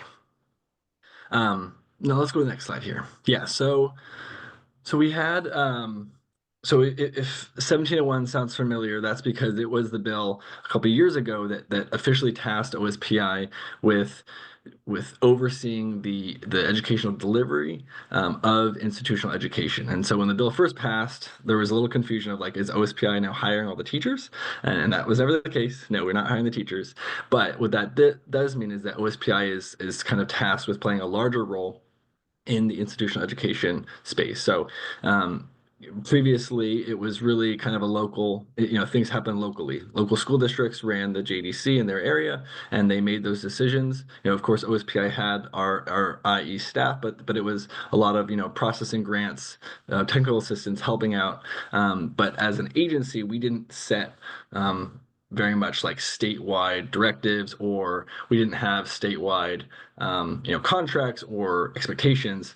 But 1701 says OSPI by 2027 you will go and do this. And so we started that work. We met with the Joint Select Committee, we met with DCYF, we met with partners, and we started looking at different models for education delivery. And then this year they passed kind of a follow-up bill, which we really appreciate. Again, 1827, which said it added one more option, one more thing to consider, another education delivery option. It also pushed the year back 1 year, which was helpful. So but now it's 2028, just giving us a little bit more time so we don't have to scramble. We really want to do this right. I truly feel like we have an opportunity to do something that's going to be impactful for students, for staff, and I don't want to rush it. But I also know the longer we take, students are in the facilities right now, and we could, potentially be serving them better. So I'll just pause there. That was a lot of information before I jump into the actual delivery options. Questions you have? Okay, I'm gonna keep going. You just raise your hand or shout. I appreciate it. Okay, so we looked at, can you go back one more time? Thanks. So we presented kind of two different options, or we presented one preliminary recommendation. We started with about 6, and they range from like, what if everything is contracted out? We have one contractor that runs institutional education, and that was very quickly, we had concerns, and concerns were raised by everybody about there's different places around the state where, having that local touch point is so important. Having that connection to their school district is so important. And so, we through the process, this organic process of a lot of conversations, we landed on our preliminary recommendation of having the educational service districts be the primary education deliverer in our juvenile detention centers and those local ones, and also in the long-term facilities. And again, that was our preliminary recommendation, but we have been flexible and we received a lot of feedback and concern about that, to be honest. There was concern about school districts right now that operate either the JDC or their long-term facility saying, hold on, we love these kids and we want to stay here. Also concerns about how does that transition work from an educator's perspective? I go from being a school district employee to an ESD employee. What's that look like? Just, I think, a lot of, unsureness. So the final Joint Select Committee report said, okay, look at that option, kind of continue looking at that. Also, they added option 2. So that is where we look at, the potential of joint delivery. In some places, right, it just doesn't make sense to have it be an ESD. Island County Juvenile Detention Center is on an island. The school district is a block away, and the ESD is 2 hours away. So in places like that, it seems silly to make a big change when it's right there. So we were, we were going to ask for that flexibility anyways, and that makes sense to us.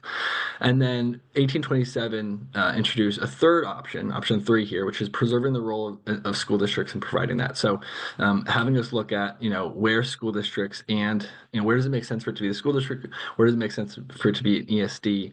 And kind of continuing I don't want to say the normal path, because we would have a lot of changes at the state level, but this would kind of preserve the existing education delivery based on what's happening right now regionally. So in all 3 of these options, we have been really focused on how do we improve outcomes for students, how do we improve support for the educators, also for DCYF, just for the whole system. And so one of those things we're exploring is having standard contracts with each school district or with each ESD that is saying, here are here's the things that we expect at a state, and here's the support you can expect from OSPI, here's the support you can expect from DCYF, really laying that out cleanly so we don't have as much variation school district around the state. We have high expectations, we have accountability, we have understanding. Of course, one more flag, that would, is going to require the funding to do that. We can say we have these expectations, go do it, and the school district will say, love it. We only get funding for one teacher. So there, I don't want to be a broken record, but there is that aspect as well. So we're excited to look at, a budget, updated budget model this year. And I know, better than I do, legislators on this call, that the financial situation is not lovely. So we understand that might be a more of a long-term project, but excited to work with you all. All right, let's go to the next one.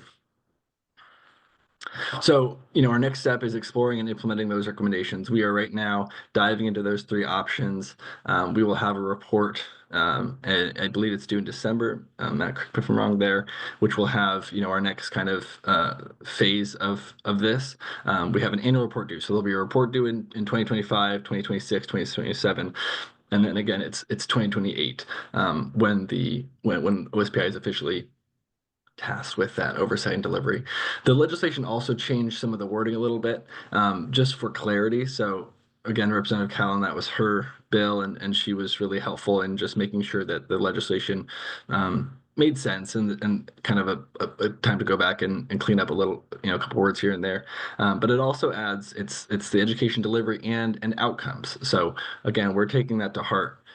This is a significant responsibility that the state has tasked OSPI with, and we're excited about the opportunity and really taking it with a somber approach that this is hugely important.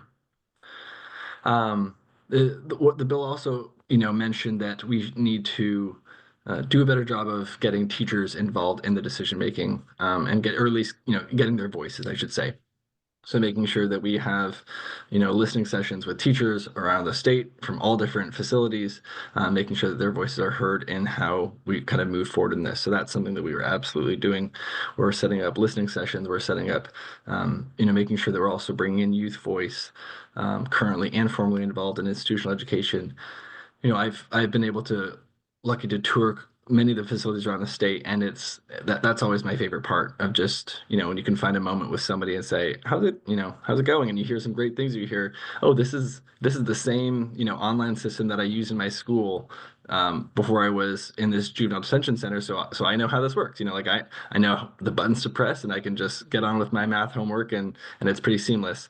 And then you hear sometimes things of like, this is entirely different, or now I was at a DCYF facility, and now I'm back in a JDC, and I've had 3 transitions this year, and each time has had a different facility or a different system. So looking to streamline systems and just really improve the whole system. Do we have one more slide? So here are some links, as Matt mentioned in the slides that we'll send out or have been sent out. This is the 1295 report that I mentioned. So that's a couple years ago. The Joint Select Committee's final report, and then a link to our IE website, and then that data set that Matt mentioned. But happy to answer any questions. I really, again, appreciate the time that you all have given us to share this information.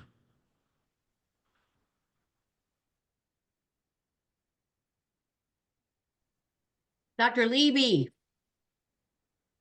Yeah, I had a question about sort of evidence-based approaches to institutional education and what kind of work you've done in looking at what tends to work best with our youth and emerging adults.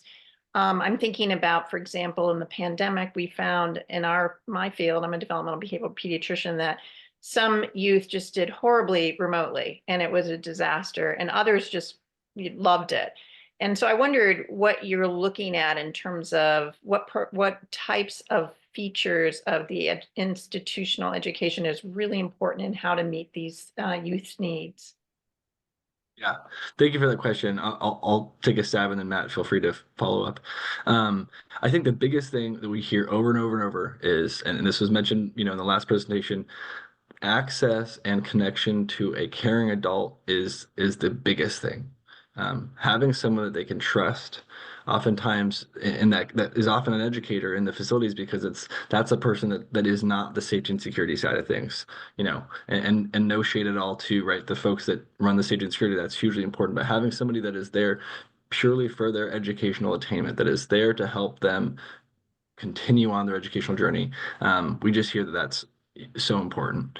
Students will often come back to a JDC, multiple times in a year, and just being able to grow that connection each time with that student, we just hear is hugely important. On the actual, what kind of systems are they using? Is it fully in person? Is it hybrid? Are they doing mostly remote? I think right now, at least in the JDCs, that is often, that is kind of, it's, what am I trying to say?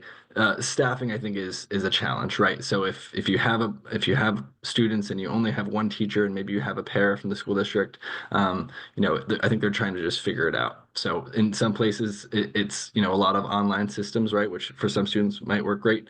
In other ways, in other places, they might be able to do a lot more in person, hands-on instruction. My view is that having as many teachers in front of them as possible is the right approach. Of course, if there's students that do great with that online learning, that should be an option for them. But I'm trying to make sure that they have sort of certificated teachers in front of them.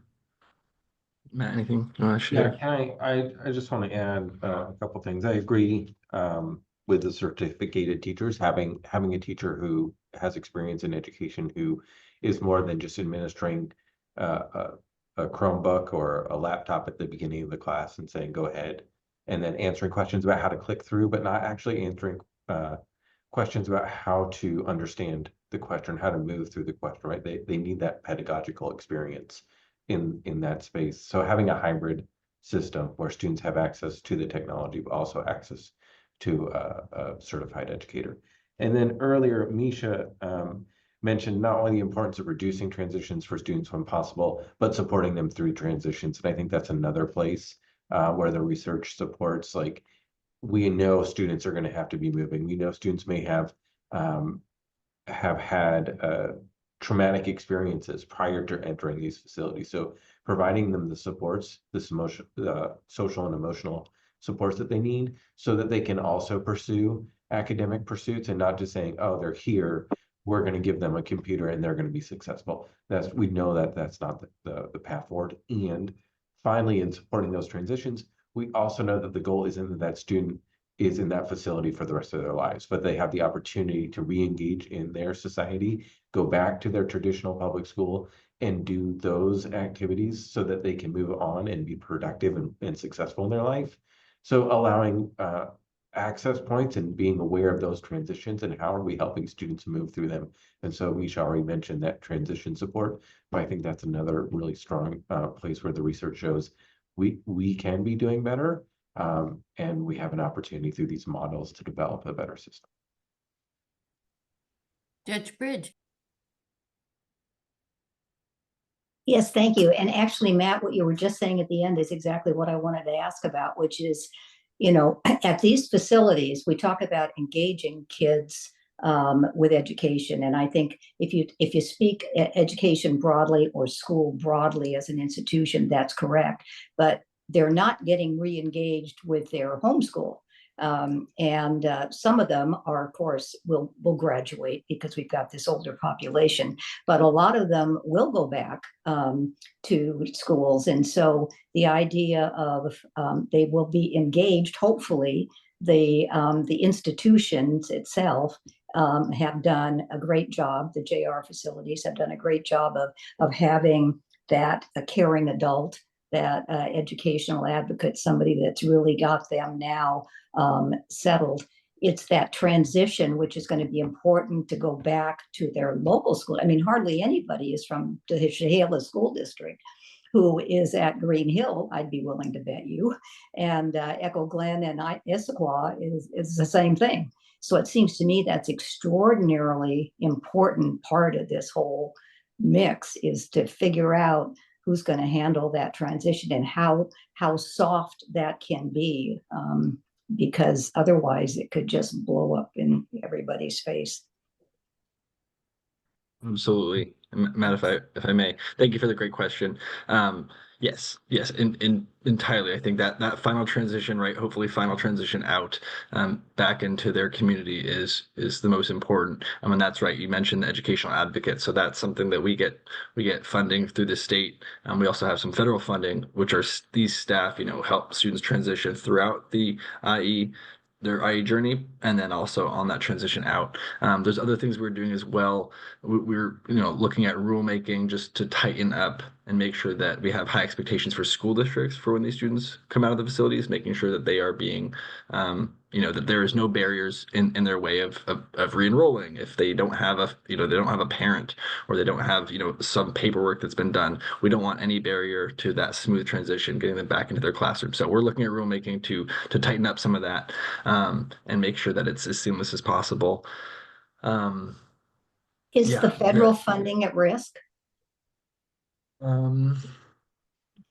Probably, to be candid. I mean, I haven't heard that it's been specifically looked at, but we are walking that every day. And different that's for programs. and that's for the advocate, right?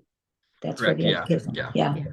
Yeah. It's a mix right now. So we have state funding. We also have some federal funding, but right. But yeah, there's some federal concern. money. Gotcha.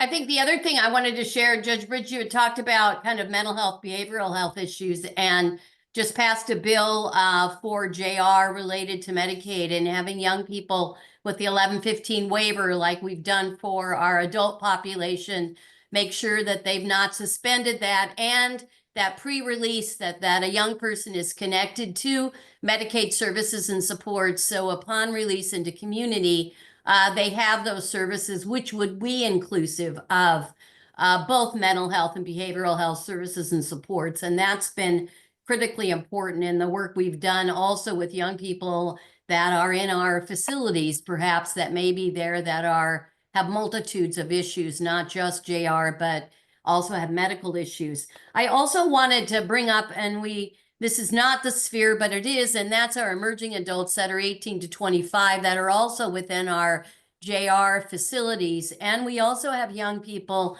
that are in the K-12 space that are going to be futuring into our adult systems. So as we think about this, myself as an oversight board, and we think about our role, we have young people that are not going to come back into community, but will future into another institution, and thinking about, unfortunately, what that transition looks like and how that educational journey continues, because we do have access to Pell Grants, we have access to educational, ongoing employment opportunities, and I think those are continuing important as we think about giving young people hope for their futures, regardless of whether they are going to leave a facility or whether they are going to future and then leave as an adult out of one of our other facilities, because 97% of our individuals in adult facilities do leave. And so I think that's kind of another piece of a group that may be done with their K-12 experience, but not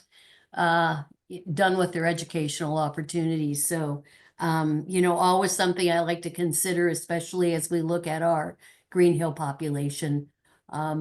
Is what you just yeah. discussed, which I totally agree with, of course, but is what you just discussed a part of what's being looked at in this iteration of things?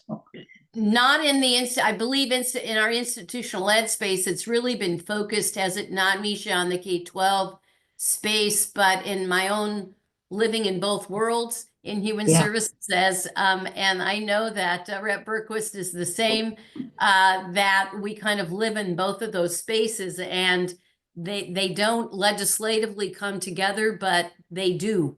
And we'll need they come together in the virtue of the person. And exactly. You don't want to, you don't want to blow up all this good intervention that you figured out how to do and that's evidence-based because they go to early DOC. learning. Yeah, why early learning is also so important. So as we think about all this. Other questions folks have?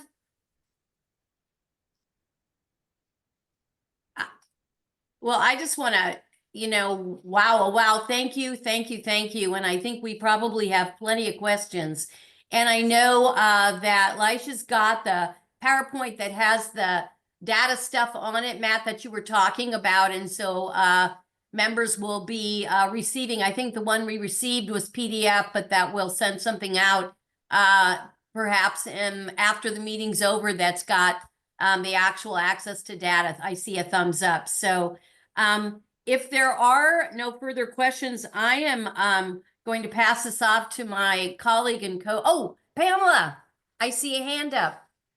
Yeah, I just happened to look at the comments and I saw April's comment about her foster son, which led me to my thought on, are there times where youth or young adults who were in the facility and had, like April's example, were far behind in education and then, found a career for themselves, have they come back and kind of given like a boost of morale for the youth? And, it highlights it. I remember times where I've had those situations where I didn't think I was going to go into higher education, but I saw someone who was in foster care kind of come and tell me their story and explain to me that all hope is not lost. And, they really did help me to see a light at the end of the tunnel. So yeah, I just was curious about that. Thank you for highlighting that. And April, thank you for putting that in the comments. What a wonderful, wonderful story. I really appreciate that. Yes. Is that something that would be lovely to explore? Is there can we systemize that, right? A way to have folks that were previously incarcerated in the system come back and talk.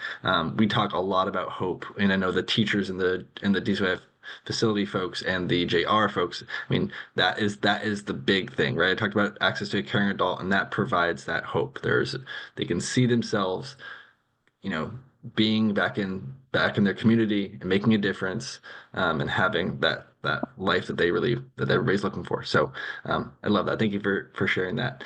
And I'll just mention too, I want to say thank you again to all the there's so many wonderful things happening in Green Hill and Echo Glen, all the different CTE programs, right? You've got, you have access to counselors. I mean, it's just the holistic nature of it is so wonderful. And so that's lovely to see that comment. Haley, I see that you're still on, and I know like Credible Messengers has, they are working with DCYF. I'm wondering if you have any other information about what kind of mentorships. I see Sarah as well exists, because I know, Pamela, what you speak and what April speaks of is clearly one of the most important things. And I do believe there are things happening that are inside our education, but also broader than that as well. Yeah, thank you, Senator Wilson. What I will share, Credible Messengers are embedded in our facilities, as well as a program called Reset. And that's David Lujano, who is formerly incarcerated. He's a gang interventionist.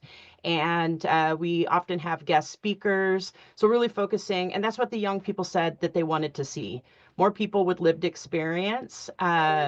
Representation matters. So we're really working to increase that level of engagement and seeing bills pass that will make it easier for us to bring people with lived experience who have been successful, did their time, set their sights on a brighter future. Their stories are incredibly impactful.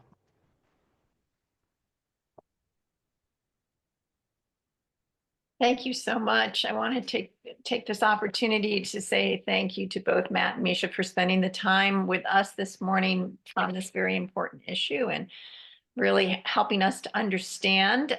We look forward to continuing to hear from you in the future about where institutional education is heading. So thank you so much. Thank you. I'm going to move us on to the next very important part of our agenda, which is our public comment period. And to begin, I will read the DCYF Oversight Board public comment statement.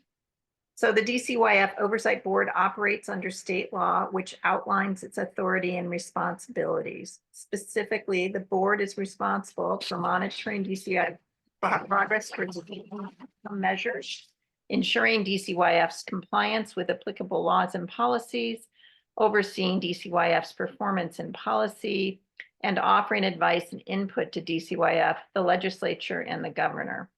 While the board may consider information brought to its attention as part of its general oversight and monitoring role, it does not have the authority to investigate, direct, or alter DCYF's decision in individual cases.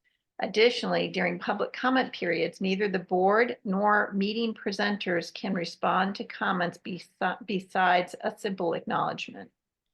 To respect individuals who may have sensitive stories to share or wish to discuss details of individual cases, we'd like to remind you that the board is subject to the Open Public Meetings Act. This means our meetings are open to the public, recorded, posted on the Oversight Board's website, and live streamed on TVW. Written public comments submitted in advance, which we didn't have any this year or this month, we would typically get that in advance. So we only have at this point 4 public comments that have been signed up for. And to ensure everybody has that opportunity to speak, please try and limit your comments to about 3 minutes today. Okay, so we're going to start our public comment period with Kathy Elkins. Can hear me. I appreciate you letting me come and speak this time. Last year, 100% of the applicants for the Child Abuse Pediatricians Board exam passed. That's happened repeatedly. This is not a high bar. It's a glaring red flag. Google, how hard is it to become a child abuse pediatrician, and you'll find disturbing responses. It's easy. They're desperate. This is not a field that always attracts the best and the brightest. Yet in Washington state, this title is treated like an infallible mark of authority, an unchallengeable badge of expertise, when in reality, no meaningful expertise is required, demonstrated, or even used in practice. The child abuse pediatrician credential is a rubber stamp, easy to get after 3 years, and then used to rubber stamp abuse accusations with no real investigation. These doctors can override specialists, bypass due process, and destroy families, with no oversight, no second opinions, and no accountability. In my granddaughter's case, Dr. Lamb showed no expertise, just bias, errors, and serious ethical violations. This isn't medicine. It's unchecked power masquerading as expertise.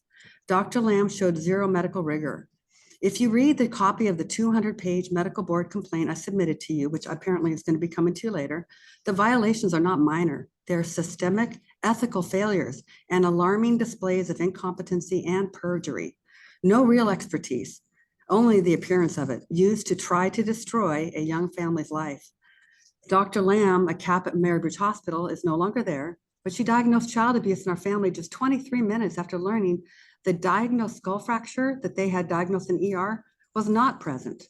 She did not then tell CPS or law enforcement who was investigating assault. Instead, she spent the next 23 minutes writing a report diagnosing child abuse. Then later, after 3 emails from CPS, she then revised her report 19 days later to add on a bruise that was gone in her exam, and she had documented it's gone. She added it back. In court, she committed perjury 3 times, stating there'd never been a skull fracture diagnosis. DCYF staff knew the truth and to all of this. They didn't object. They didn't report it. They accepted her altered report, knowing it was false, and they let that false testimony stand. Behind the scenes, DCYF was quietly doubting her credibility. They contacted Seattle Children's Hospital for a second opinion, an extraordinary move that shows they knew something was wrong. But Seattle Children's declined, citing a clause in the MedCon contract that prohibits CAPs from evaluating each other's work, a built-in protection that blocks accountability. That request, that denial, and institutional doubt never disclosed to the family or to the court. And I know this because we obtained the records. I submitted this medical board complaint in this early 2024. I've also notified the DCYF ombudsman and area administrator in July of 2024. All remain silent and no one has acted. And while my family was fighting to clear their name, dozens of DCYF staff, who apparently had the time, attended 8 days of courtroom hearings, sitting in the gallery or on Zoom, many of them playing on their phones, while a terrified young couple— 30 seconds, Kathy. I asked for changes to MedCon contracts. Please ban secret report revisions by CAPs. Please disqualifying a CAP under complaint from testifying as a state expert. And I do ask that someone contact me or my family and arrange to meet with the at least 7 we know of who have had founded abuse or neglect accusations turned into unfounded. And we would love to meet with somebody to go through what actually happened so that changes could be made for the future. Children suffer. Thank you. Thank you so much, Kathy, for coming in and giving your public comment. I'm going to move to the next person, Sherry Anderson. Hello, thanks for this opportunity today. Yes, I'm Shannon Anderson. I'm the Region 3 Foster Parent Caregiver Rep, or the 1624 Rep, and I have a couple of issues that are important that continue to come up in our foster care region. One is just a basic issue of retention of foster parents. It has always been a struggle, and having access to respite is a critical piece of this process. We work 24/7 with high needs children, and the current reimbursement rate for a full day of respite is $22.44, with a take home of about $20 because respite payments are taxed if you go over $600. So that's $20 for 24 hours of work, caring for some of our most fragile children. So please consider whether you feel this is fair by any standard. So that's our one issue. And pivoting to fentanyl fatalities, numbers are on track this year to exceed any years prior if we don't make some dramatic changes in the way we act upon the imminent physical harm principle. It just cannot be the standard any longer, and it needs to be addressed. I encourage board members to speak directly with caregivers, families, community partners, any members of the society that are being affected. Perhaps you can shadow a social worker, a CPS investigator, or an officer to help shape your decisions and create change. And one good place to do this is we encourage you to attend the Candlelight Vigil for Brentley Lawrence at the state capitol on June 27th at 9 p.m. Numerous CPS calls were made for this little boy. He was never removed, and this is an avoidable tragedy. So again, we'd encourage you to attend. Thank you. Thank you so much, Shannon, for taking the time to present your public comment. Amy Parks.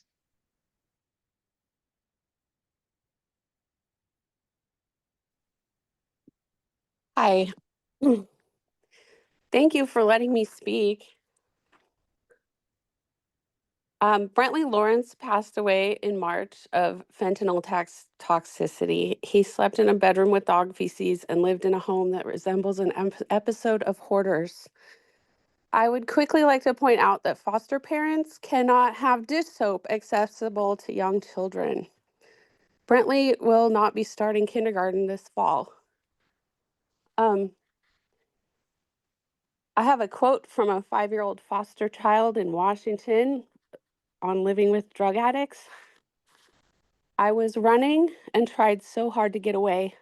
I ran so fast and he was mad. They were bad. They tried to kill me. I don't know why they wanted to kill me. I would run down the road and jump over the buildings to get away, but they were bigger than me.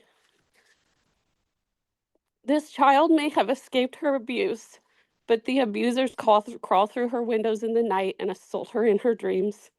She worries constantly that they will find her and hurt her again. She struggles to grasp that the abuse was not her fault, that somehow what happened had to mean she was bad. She vividly remembers instances of abuse and neglect and relives them both at night and as flashbacks during the day. Her torment well documented by the hospital doctors who declared her life-threatening injuries a result of torture. There are 31 critical incidents since January of this year, which puts us on track to exceed any prior year. Something needs to change. This is insane. I can't even believe that adults in the state of Washington are doing this to their children. So I'd also like to invite you to attend Brentley's Vigil at 9 p.m. on Friday, June 27th at the Capitol in Olympia. We are exhausted with all of this death and these critical incidents. Thank you. Thank you, Amy. We appreciate your time and coming in and speaking to us. The last public comment we have is Melissa Mitchell.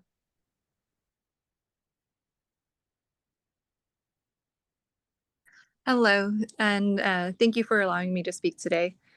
I am also speaking on HB 1227. Since its implementation, the Keeping Families Together Act, there in the state of Washington has been an increase of at least 220% and climbing each day of critical incidents against children. I'm a concerned citizen and a resident of Washington State. I'm a homeschool mom, a sports mom, step parent.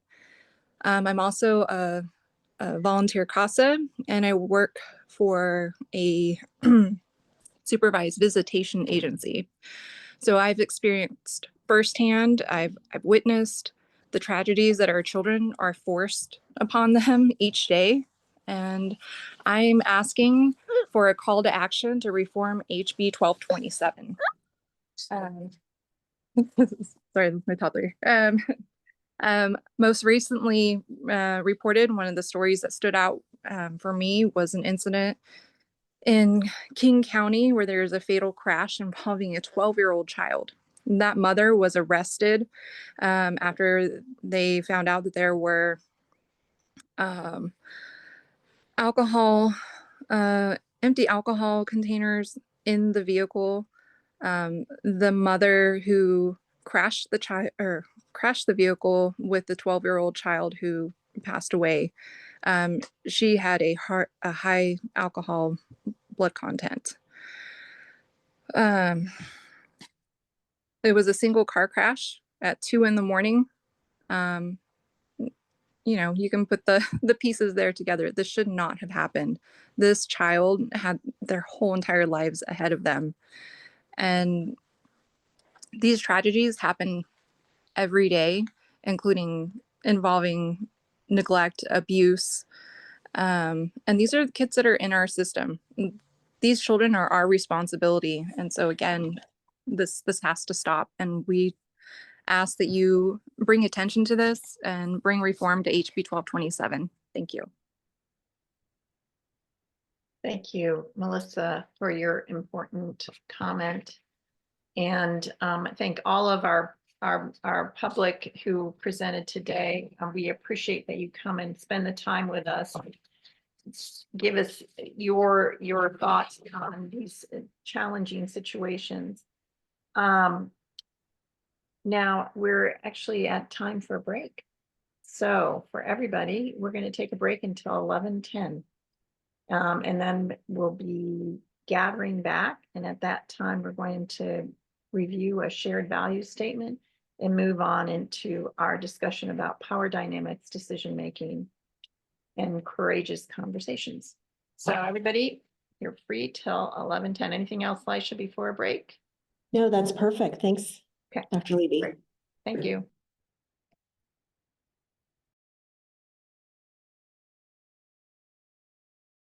I'm timely. It's 11:10. And I do see we have our next guest speaker in the house. So before that, I want to welcome everybody back and just think back to our last board meeting. And as a board, we reviewed, I think Dr. Levy spoke about it before our break, the shared value statement. And so want to pass it over to Lisha and take it away. Great. Thank you, Senator Wilson. As Senator Wilson mentioned and Dr. Levy, we worked together on the shared value statement in March. And one of the goals was for me to kind of streamline it and organize it, but not really change content, right? So focus more on editing and making it clearer and tightening the organization. So that was sent to board members this past Friday, and I just really wanted to ask if anyone had any questions or there was any additional feedback. We are really looking at this as a living document that can be amended as needed, but of course want to just give board members an opportunity to add any thoughts that they may have.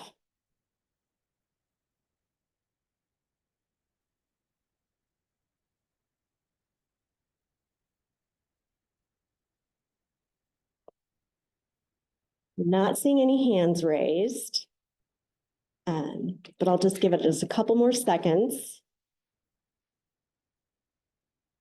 I do see a hand raised. I thought I did. Danielle.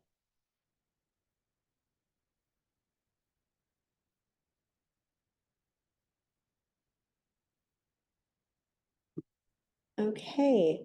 It looked like you came up on the screen, but I don't see you anymore. So if you do have feedback, please reach out to me, and I'm happy to talk and incorporate it and share those changes with the board. So without further ado, I'm going to return it back to you, Senator Wilson. Thanks so much. And here we go. So I have not met. So first of all, welcome. I want to introduce Dr. Adrian Thompson, and he will be facilitating the training that we're going to do today on power dynamics, decision-making, and courageous conversations as it relates to our board culture and climate. And Dr. Thompson is a psychologist, a researcher, author, lecturer, and community servant. I love that. Has helped research mental health disparities in the court system, advocated for and treated youth who were sexually abused, and co-created a medical mentoring program designed to target disparities in high school achievement and medical school enrollment. Currently, Adrian is leading statewide foundational DEI training, which trains all Washington state government employees. We are very lucky to have him here with us today and to share his expertise. And Adrian, please free to take over, and looking forward to what you have to share today in our conversation. Excellent. Thank you. Thank you.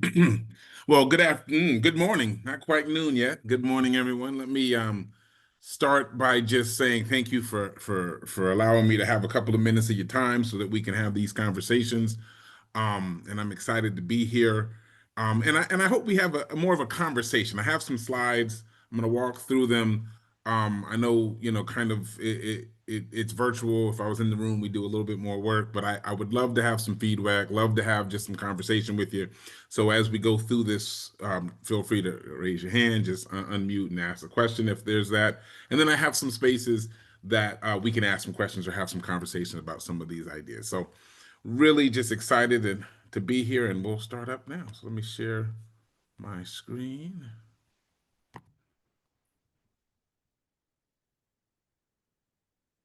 And just if somebody could let me know when you are able to see that. Are you able to see the screen? Yes. Fabulous. So as it was mentioned, we're going to be talking about power dynamics, decision-making, and courageous conversations today. There's a lot in there, right? It's going to be a brief conversation. I will probably I will drop some names, definitely give you things to read later, so that you can continue to your learning if you'd like. But just understand that there's a lot in those topics that we're going to be going over. And most of my trainings or any training that you've taken that we've kind of run at DES, we're always going to start with something that we kind of just call, technically kind of an anticipatory set, something that anticipates what we're going to talk about. And so today we're going to talk about this experience that I had that I think is kind of relevant to some of the work that you do. And so what you see here on your screen is two pictures. The back picture is the street in Baltimore. The front picture is Johns Hopkins University, which is in Baltimore. And so when I was trained as a clinician, I trained at Howard University, but I was a part of a grant that funded some of my training at Johns Hopkins. And so I worked in this well-funded community mental health program that was serving Baltimore's predominantly Black communities. And we had all the right ingredients, right? We had empirically based treatment designs. We had this research protocol that was phenomenal. We had substantial grant funding. And our goal was to bring these proven treatments to the community and improve the mental health outcomes for this population. But we faced a persistent challenge, one that comes up often when you treat Black folks specifically, but Black and brown folks and minorities anyway, right? It's this continuum of care. We could get people into sessions, but we couldn't get them to stay or maintain or come to second or third sessions. And so this is one of the things that we tried to come up with some practical decisions, right? Our response was to pour more resources into these programmings, right? We had a great recruitment strategy. We had transportation assistance. We even had a contract with the cab services where we would go and get the people and bring them to treatment. Meals during sessions, and even some compensation to parents and caregivers for their time. Now, we did have more success than I did and have had in some other community interactions, but we did not get the return we were looking for, right? We kept investing in getting people to treatment, and ultimately they didn't find it valuable enough, or their experiences weren't showing us that it was valuable enough for them to continue. But I was a young clinician at the time, and I remember thinking, we didn't really look at what our communities really needed, right? Yes, they needed to get there. Yes, they're hungry or need food. Yes, the compensation is good. But if it's not increasing the level of participation in treatment or getting there to the things that they need, then there must be something else there. And so looking back, I realized that we could have come up with more effective interventions if we had questioned our assumptions about what really makes this community engage in therapy. And really think about those priorities and think about those with the members themselves. One quick story I'll tell you is that we had a cab service, right? You could get a cab and bring you to therapy, but it was such a strict service that you could only be picked up at your house and you could only be returned at your house. And so although we paid for a cab to go get them and bring them back, it really only worked if you were at your house and going back to your house. And you can imagine people with multiple kids, multiple things are happening. I need you to pick me up at this place. I might need to go back someplace else tomorrow. I might be at a different location today. And all of those opportunities were not allowed. And one of the biggest things that I promoted at the time is like, the cabbies don't really care. They're getting the fare either way. Why don't we just open that up? And some of the assumptions were not about increasing participation, but misabusing the situation. So this is just an example that I wanted to use to set us up about how sometimes our good intentions do not meet the community realities that we have when we're trying to make systemic change. And so I want us to give us a framework today about how we're going to think about some of these things. And I'm going to lean heavily on Dr. Kahneman's research. He's passed on now, but he's written extensively about decision-making and bias and heuristics. I'm going to use a framework comes from one of his books about thinking fast and slow. And he talks about fast versus slow thinking. And I'm going to apply it to how we can think about some power dynamics that might exist in this board, but definitely in the work that you look at and oversee. And so he talks about these two systems. System one is that fast, automatic, intuitive, and emotional system, right? In my opening story, that time at Baltimore, it assumes that the established treatments would work, right? All we had to do was get them in the building, all right? Look, listen, we've got what they need. Get them here. Give them some money, give them some transportation, give them some food while they're here. That should happen. System two would have been, or is, slow, deliberate, analytical, effortful. What was missing, right? We questioned some of the assumptions. Was the reason that some of these families weren't taking advantage of our programming just because they didn't have transportation? Was the reason that was keeping them out of therapies because they didn't have food or that compensation? Systematically investigating the community perspective. I'll tell you, in that when I talked to several parents, the mothers and fathers and family members were saying, look, I'm all over the city. I got to get here by 3 o'clock. I might be, uptown. That's how they would say uptown. So it's hard to say uptown from the East Coast traditionally. They would say, I'm north of the city, maybe today, but tomorrow I've got to be down in the South Side or over here. And it just, I'm not gonna be able to make it if I have to get all the way home by 3 o'clock for you to pick me up to get me here on time. And, so that's the kind of stuff that we want to just kind of use as a framework as we start looking at power dynamics in our interpersonal communications. Think about these two systems, one being fast, automatic, intuitive, based in the system that we live in or the water that we swim in, and I'll explain that in a little bit. And system two being a slow, deliberate, analytical, effortful process where we're really thinking about kind of all of the factors.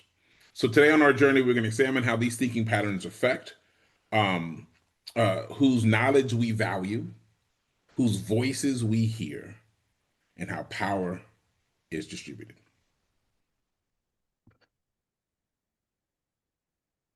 So then let's look at the intersection of cognitive biases and racial power. And so how system one thinks, remember that automatic, quick system, it perpetuates racial hierarchies. I'm going to step back for a quick second, and I just want to, as a way of caveat, I'm going to talk about race. And there's several reasons for race, right? I'm going to start with race. It can be, we can use other types of marginalizations. It exists in other forms of marginalizations, but historically, especially in this country, race is one of those foundational disparities that we keep coming back to. And so I'm going to be talking about racial hierarchies, but of course they can be generalized to other forms of marginalization. But I like starting with racial hierarchies because we're going to talk about Dr. Singleton's work about courageous conversations, where he has this conversation about racial awareness. And so I'm just going to ask you to think, all right? Not ask you to comment or put it in the chat or anything, but just ask you to think about how much you think about race on a day-to-day basis. Just how much? 0 to 100%. I think of it as 0% of the time. I think about it 100% of the time. I just think about that. We're not going to ask you to share it, right? But you can jot it down just so you know, right? And what he talks about is that since we, in a structure, right? If we live in a systemic structure that we do, race is embedded in the structure. And so if you're not thinking about race, the system is. And so what ends up happening is a lot of people say, you know what? I might be at 10%, 15%. I might be at 20%. I'll tell you, as a Black man, I'm about 90 to 95%. All right? Meaning that as I work through this world, 90 to 95% of the time, race is salient, right? Important into how I'm negotiating the space. And regardless of what your number was, you should realize if your number is different from mine, far away from mine, it means that we might have some problems communicating about some things. Seeing eye to eye, right? If we talk about anything, right? If we talk about an election, any election, and I'm thinking it through a lens of 95% based in race, and you're thinking it about 10, 15, 20%, then the things that are more salient to me might not be even registering for you. If we're talking about housing, right? And I'm thinking it through 95%, kind of racial, I'm thinking redlining, I'm thinking socioeconomics, and those aren't the things that are happening for you, then we start talking about policy changes or interventions, we're gonna be in different places. And so we really want to start with this racial awareness is what Dr. Singleton talks about. When you realize that we have race found built into the system that we exist in, and your awareness about it is how you may be engaged with the world, then we can see our system when thinking that automatic processing perpetuates racial hierarchies, right? It automatically centers whiteness as the invisible norm.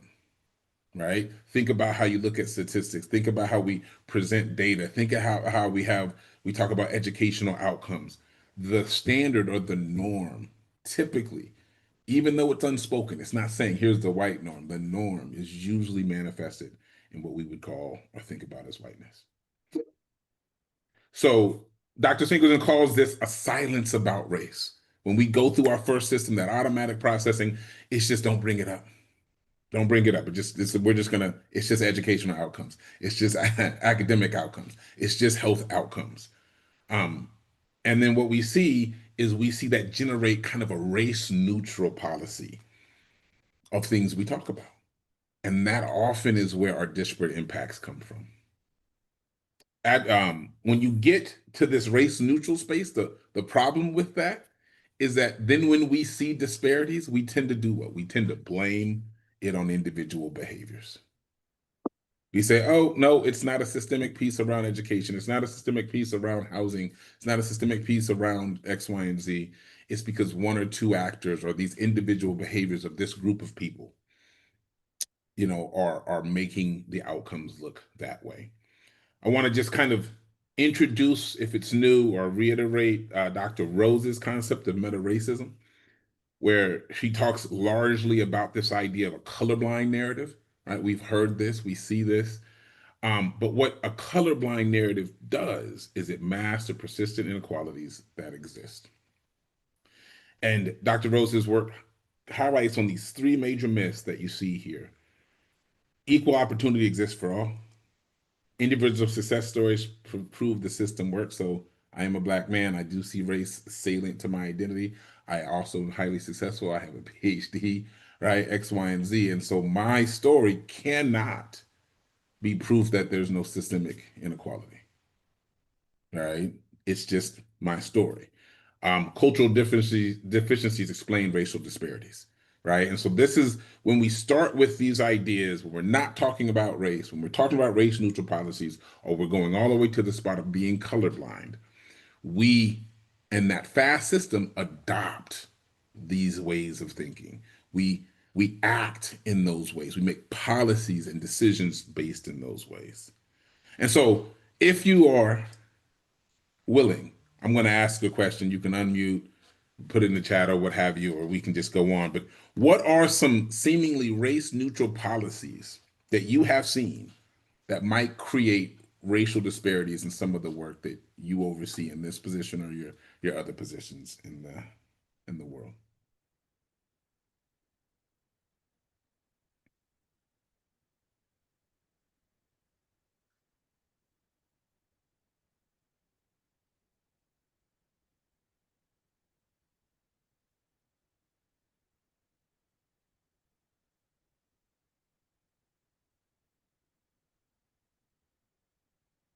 Well, I've got a couple examples if nobody can think of some. I'm going to lean heavily. I think I said this, or maybe I will tell you for the first time. I am a clinical psychologist by training.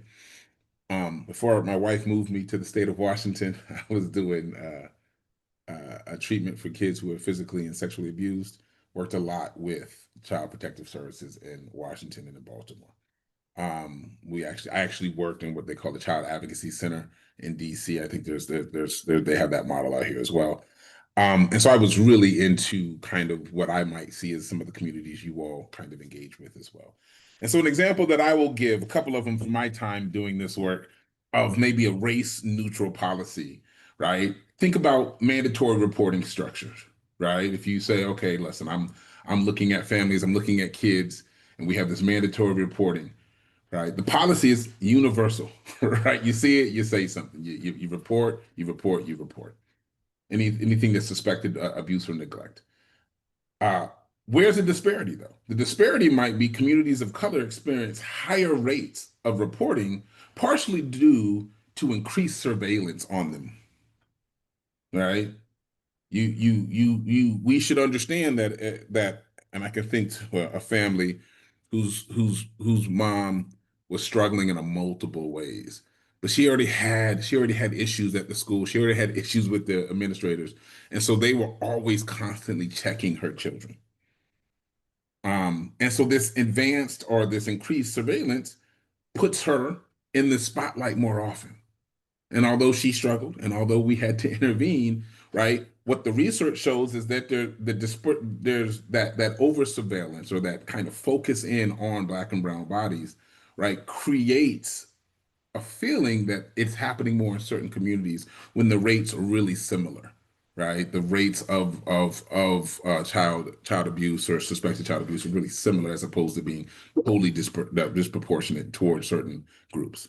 Another example is kind of family preservation laws, right? And I'm going to be speaking on my experiences more in DC and Baltimore, right? We had the standardized risk assessment that we used, right? To say, hey, what are we going to do to keep them in the family? What are we going to do to kind of move them out? But the disparity comes from, right? The thinking of it, the bias comes from these tools may incorporate factors that correlate race or class, right? We're looking at these things, we're looking at these things. And so just by looking at poverty, looking at certain things that may not be Black or white or race, it correlates with race. And again, we see a higher rate of kids of certain populations removed, not because the incident of abuse is there, but because of the system that leads us down the path that we use. And so these are just a couple of examples that I kind of tried to pull, or we can pull, about how if we use automatic thinking, we use the system one, we aligned ourselves into these racial hierarchies, then they have real disparities in ultimate outcomes that affect disproportionately marginalized individuals.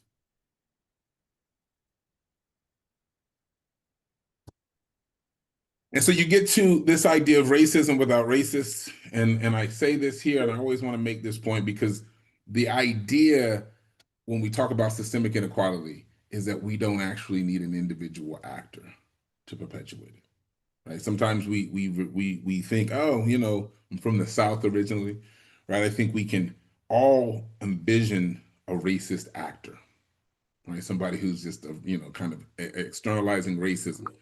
But we don't need that person. And in fact, you know, systems perpetuate themselves now without any real true intention at the level that we would have seen 20, 30, 40 years ago, right? Sometimes you still see it, but you don't have to. It's just how we do business, right? We look for, we over police certain areas because we over police certain areas. We find things over there because we over police them. It doesn't mean that that's where all the crime is happening, right? But then we use those numbers and say, well, you know, we found this many things over there.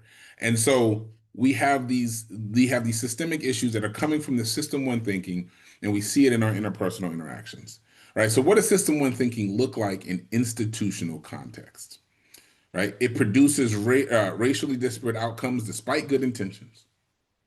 It operates efficiently and invisibly in the standard procedures.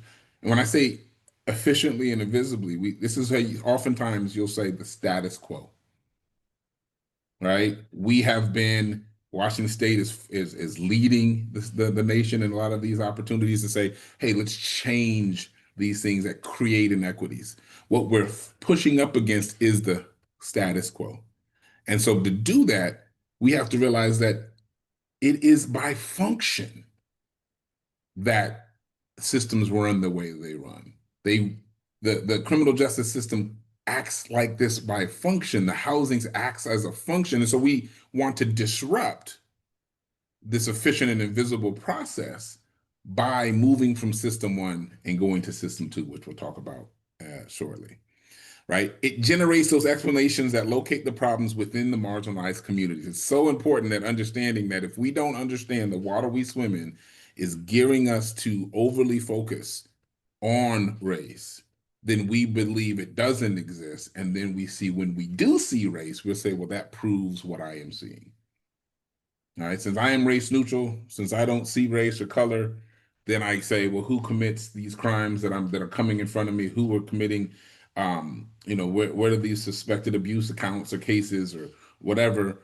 And I see disproportionate number of minorities, then I say, well, that's because those people tend to do it more than other folks.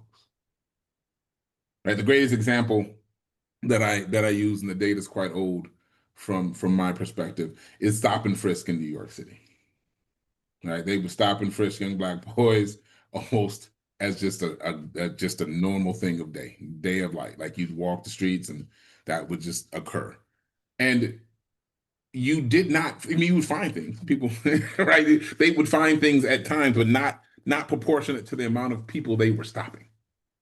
But what they weren't doing, and what we know, is that there were more people carrying drugs, using drugs, selling drugs than the population that was over-policed. All right? And even with that knowledge, even with the data that says you're not turning up as much as you think you are finding, and or you could be using those resources someplace else, right? The system kept saying, that's what we're going to do. That's what we're going to do.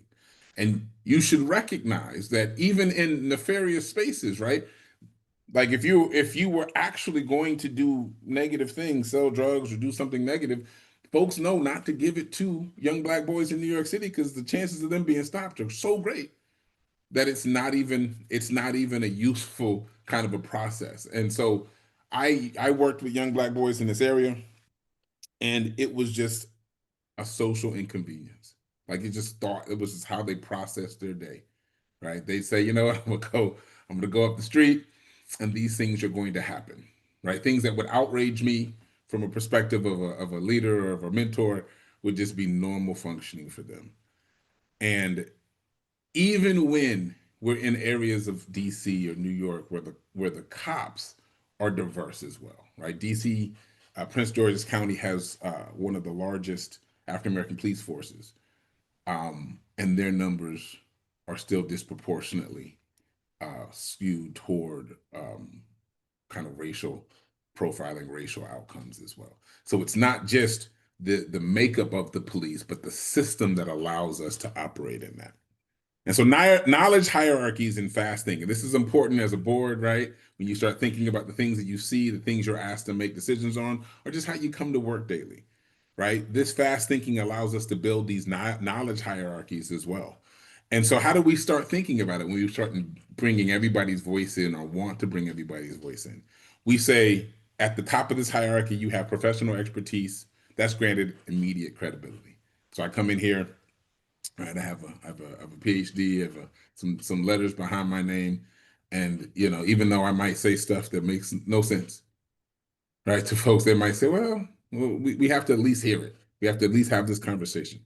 Lived experience requires extraordinary validation, right? So if Adrian, Dr. Thompson says something, what did he say?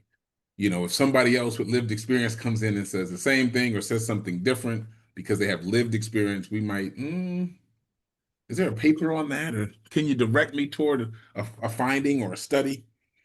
Academic language privileges other forms of communication style.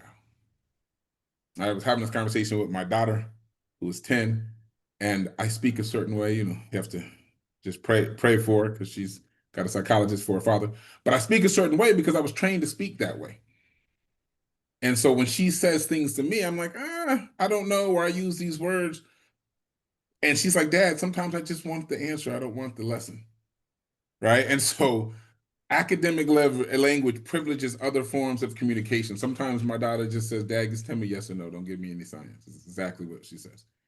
Right. And sometimes in spaces, especially kind of professional spaces, we say if you're buttoned up or you're polished, then that language is more privileged or has more effect than common communication styles.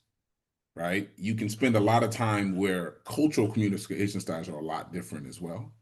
Right? And so there are a lot of cultural communication styles that just offer up less words, right? They might nod, they might be more physical in presentation, right? You might get a lot of nodding, right? A lot of just and that might not sound as good as a yes. That might not sound as good as a yes and let me tell you something else. But it doesn't mean that they're not communicating with you. It doesn't mean they're not understanding you. But it sets up in this hierarchy that we can exist. Objective data over subjective community perspectives. I was reading a book recently that says, we're in this generation that if anything is said as a claim, the second statement is how do you back that up? Right? If I say such and such is making you sick, somebody might say, well, what's your citation on that? Or send me to a paper that I can get to it. And oftentimes, especially when we talk about community perspectives or community knowledge, right? That is the source coming out of my mouth or saying my uncle used to tell me a thing, right? And the tradition that I was raised in, when you had certain questions, people would just send you to the people who had the answer, even though everybody else had the answer. Right? If I said, "Hey, Mom, why does Granddad do a thing?" She would say, "Go talk to Granddad." Right? Why do we do this thing on Sunday? Well, go talk to your father. Right? And so this community perspective, right, is seemingly sometimes more subjective than is objective. Here's this piece of paper. Here's this data. Here's this book. And so we should understand that the system one automatic processing thinking layers us into this hierarchy of thinking. And so when you start talking about power dynamics in anything you do, but this space specifically, right, I'm going to ask you to start thinking about your hierarchies. Right? We bring in highly qualified and talented people. We listen to the languages and we hone in on the terms. And we look at objective data and it has weight maybe above subjective community perspectives. I ask another question, see if we can get some answers. If not, I have a response. But where have we seen any of these patterns, these hierarchical patterns in this board or in this room or space? Or have we?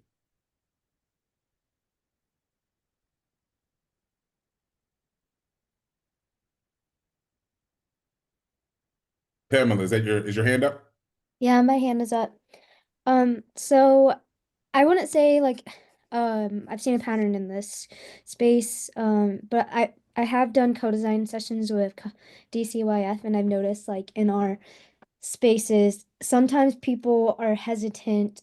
Like when I say people, I mean like the other lived experts, as myself, are hesitant to talk about, why has the system failed them or anything negative in terms of DCYF because, there is a DCYF worker that's in charge of the co-design space and there's that power dynamic of I'm just a lived expert, they work for DCYF.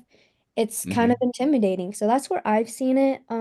Again, I've joined here in November, so I haven't really seen much here, but I see it along the lines with someone who has more of a power authority or like a role in DCYF and somebody who's just, this isn't my words because I think we're more than just lived experts, but somebody who might think I'm just a lived expert. Yeah. Pamela, that's a great point you bring, right? Because it's not only do we hierarchy, but then there are effects of hierarchy, right? I joke a lot that, when I was in court as a forensic psychologist, I don't like ties. I have a big neck. I don't know if you can see it. I don't like ties because they strangle me. But there was one judge in DC who made me wear a tie. I mean, he would say, Dr. Thompson, where's your tie? And so I had to have it in my pocket because he'd always have to remind me. And I feel that way around ties. I don't wear ties. I don't think I own them anymore. But there was a power dynamic that to be in his court, I needed to have that tie. Right. And there's always these effects, especially when we engage from a power dynamic or a power perspective in a community engagement, right? Because you're right, 100% of the time, if you're having contact with DCYF or with the police or with the legal system, right? They might be doing something that's adjacent to the function you might think, but they also carry that power as well. I can't speak my true opinion because, right, I can't voice that might be not how the community looks at it, but I'm not going to say much. In fact, that's going back to my example at Baltimore. In Baltimore, that was my experience. I was one of the few Black clinicians in that space. This is kind of a thing that would happen often, quite frankly. But I was and so the mothers had no problem coming to me and saying, Adrian, it's because, the reason I don't catch the cab is because I'm not in the same place every day. Right? What you need to do is just let me get picked up over here and let me get dropped up over here and we'd be here. Right? Or they'd say, you know what, I like that you feed us, but I really needed to go because I don't have time to eat after the session, or I don't have the X, Y, and Z, and the rules, you couldn't take it out with you, right? And they would tell me these things and I would say, can you say it to my boss? I was in training at the time. Can you say it to my supervisor? And they'd be like, nah, I said it to you. Right. And so we should recognize that we might not see those hierarchies, or we might not see the power dynamics, but they exist. And I'll say it another way. If you've never heard that the population that you engage with feels that there's a power dynamic that they can't speak to, it's probably because of the power dynamic that you're in. Right? Because if we are working at least in a shared space of trust, if I say, I don't know, if I say something that's wrong and we have a shared space of trust, you'll correct me. No, Adrian, that's not how you say it. Right? Even as I move around and see some of us have our pronouns in our names, right? We do that so that people know, right? And hopefully, if somebody misidentifies us, we will correct them. No, actually, it's this. But understand that's kind of where putting it on our name helps us not have to correct them, right? Because there is a power dynamic a lot of the time. Folks do not want to, and we know folks don't correct them. People are misnamed often, and we're just okay. Diane, is that your hand up? It is. So one of the questions that came up, and I was wondering if this kind of fits into this conversation, is when we were looking at the board, one of the initial intents was that everybody would go by their first name and there would be no titles. So there would be no doctor, there would be no representative, there would be no senator. It was all going to be first names. And then we've sort of had this discussion of how did that feel, and did that indeed do what we were thinking was, which I think was to level the playing field, or did it just feel kind of almost just like it was really hard for us to do that. Sure. So I wondered if you had any thoughts about you mentioned pronouns, but just titles when you're in a board situation. Do you have any thoughts about that? Does it put people off if, you're a doctor, somebody is not? Yeah, there's a lot here, right? I'll say for me, I think it matters on the context and the people who are in the room, right? And the purpose of what we're doing, right? It's not on UC, it's not in my title. Since my time in DC, I've kind of removed, or not DC, in Washington State, I've kind of removed it from a lot of my things. It's not in my byline, it's not in kind of my cards. And I've done that to your point, to kind of level the playing field, right? To kind of say, hey, I'm just Adrian. I'm actually not practicing psychology, so that's kind of what my degree is anyway, so I'll come in this way. But I was trained and raised by some folks who you definitely need to call them doctor all the time, right? And they would say no because I've earned it and what have you. And so I I would say that context matters. It sounds like you probably had levels of this conversation. But I would also go on and say the thing that you need is less about names and titles, but really the trust that's in the group, right? The rapport that you work to build. And can my title be a barrier to that rapport? Yes. Is it the one that needs to maintain? No, right? I'll tell you a personal story. I think I might even said it to somebody in this space. I said, I got the doctorate. I've been working with Black kids my entire life. And so I decided that that's what I want to do for a living. And when I got to school, I realized that there was a degree that I could get, a PhD, and I could work with Black kids. And so much of what I was doing is I was already working with Black kids, right? And I said, well, why do I need the title? And I need the title because if I went into court and said, Adrian said you shouldn't do something, it doesn't have the same impact as Dr. Thompson.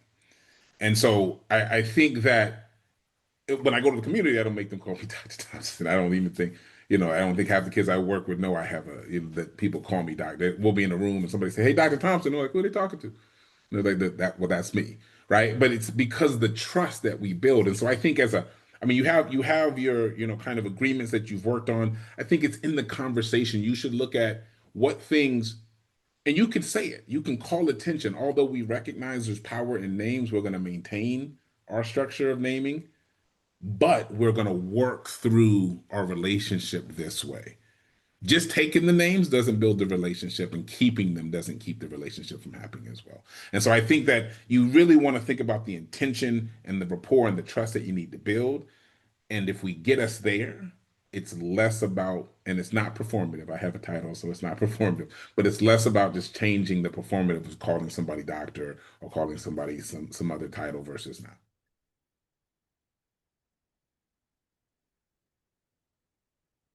Just keep us moving here. So creating equitable spaces, activating that system 2. So if system 1 is that automatic emotional gut kind of response, is going to align us with systemic inequalities. It's going to keep us in the status quo language. It's going to keep us in the traditional hierarchy and power dynamics. Then we really want to activate system 2, that thoughtful, intentional, slow thinking, right? And so we want to make deliberate approaches to counter system 1, right? Let me go back. I'm using Kahneman's language. Kahneman was a psychologist by training. He actually won the Nobel Prize, I think, in economics. So, later on in his life, he was doing he wasn't doing different things. People were labeling it differently. But his first couple of books, and as a psychologist, we read them, extensively. All right, we're talking about bias and heuristics, right? Stereotypes, if you will, right? And you should understand that at a certain level, they're just shortcuts. Right? They're just shortcuts. If I say, here's a stereotype or a group or a bias or a heuristic, that means I can get to a point really quickly without having to test all of these other assumptions. And so there's a usefulness to heuristics and to certain stereotypes or stereotyping things, right? These things typically do X, Y, and Z, right? Dogs typically bark when intruders come around, right?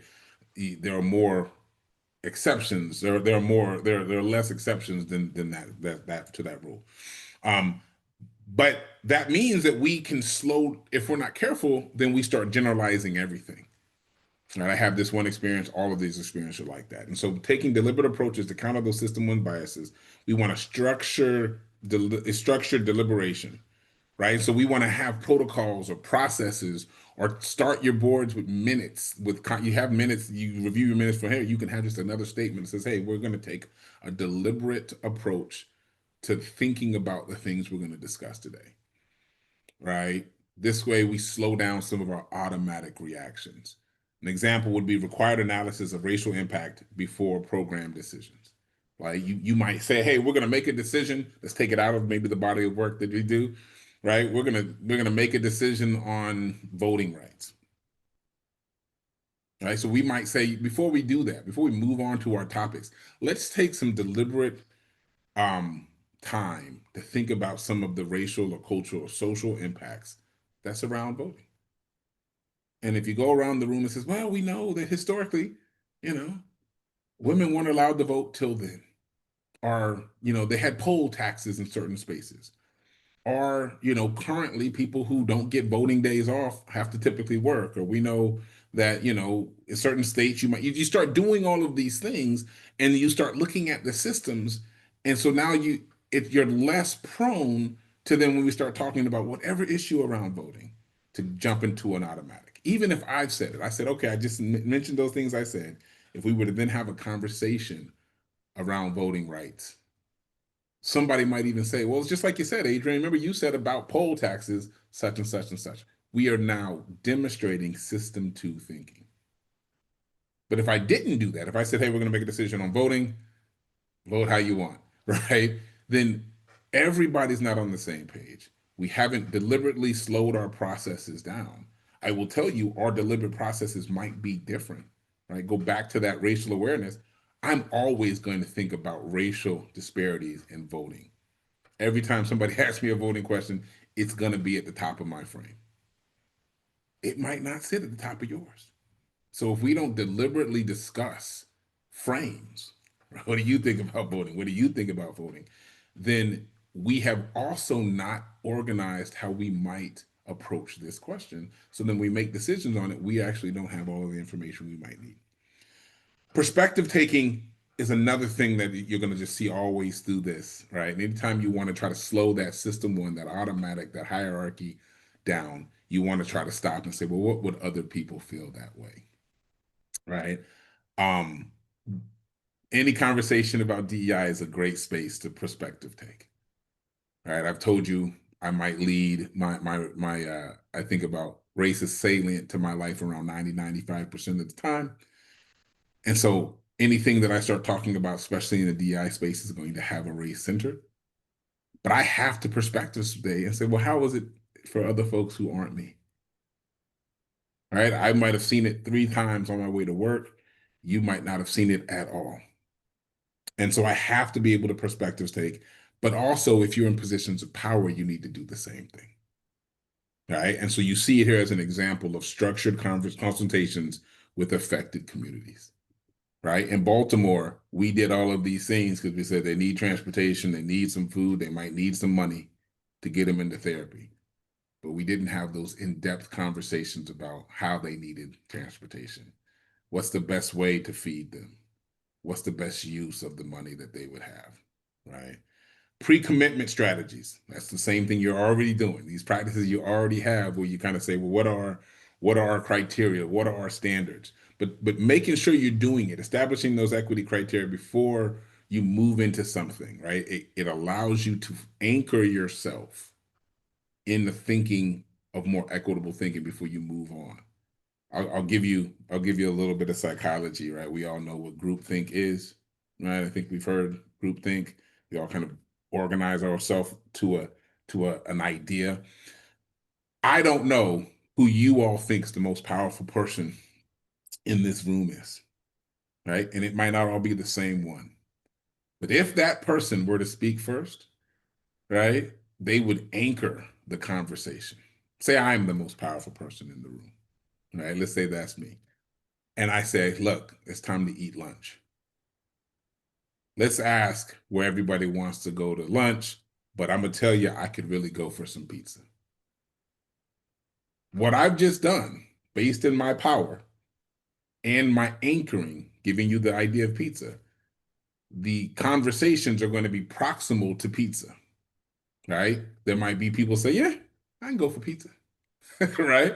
And somebody might say, maybe not pizza, but maybe, this restaurant because they have pizza and so-and-so, right? There might be somebody else saying, Adrian, we have pizza all the time. Right now, we're not doing it. I'm doing X, Y, and Z. But there are going to be, we know that there'll be less and less folks who get farther away from that anchor. If I anchored it and said I want, I don't know, sushi, right? That's probably more polarizing than people say I don't want it at all. But if I said something else, my anchor would bring us to that circle where we're all close to the idea. And so we want to understand how we have these criteria that say we're not going to automatically allow the most powerful voice or the most thoughtful hierarchy lead the conversation. And that's what some of your agreements are when you see people make agreements. And then interrogating natural or neutral standards, right? Examining the cultural assumptions based in the criteria. Intelligence is a great example of this. I don't know if you've ever had your intelligence measured, right? To score, it means something sometimes. But have we ever imagined or thought about the cultural assumptions that are housed in an intelligence score, right? Or an SAT score, right? Something maybe more practical these days, right? An SAT score. We know they're important, right? If you've got kids in college age or people you're talking about, it's important. But what does it mean? Why is it important? And I'll tell you, right? As a person who does a lot of standardized testing, right? It really just says that you're good at test taking or you've had certain experiences, right? I was trained by some great researchers who looked at the racism in standardized testing. And in the 70s, they created a test that was culturally significant to Black people, but had no relevancy to any other folks. And on cue, Black people did consistently better than everybody else, right? And we know that those assumptions in a different frame make this is what is intelligence. This is what is standardized testing for college, aptitude or what have you. And so we want to interrogate neutral standards. If you look at these here, and I've just seen a little bit today, but can you think of anything that you are already doing to kind of slow you down from system 1 to system 2, or something you might like to adopt just to make sure that you were kind of trying to level the playing field or create equitable spaces in any of the processes that you have on this?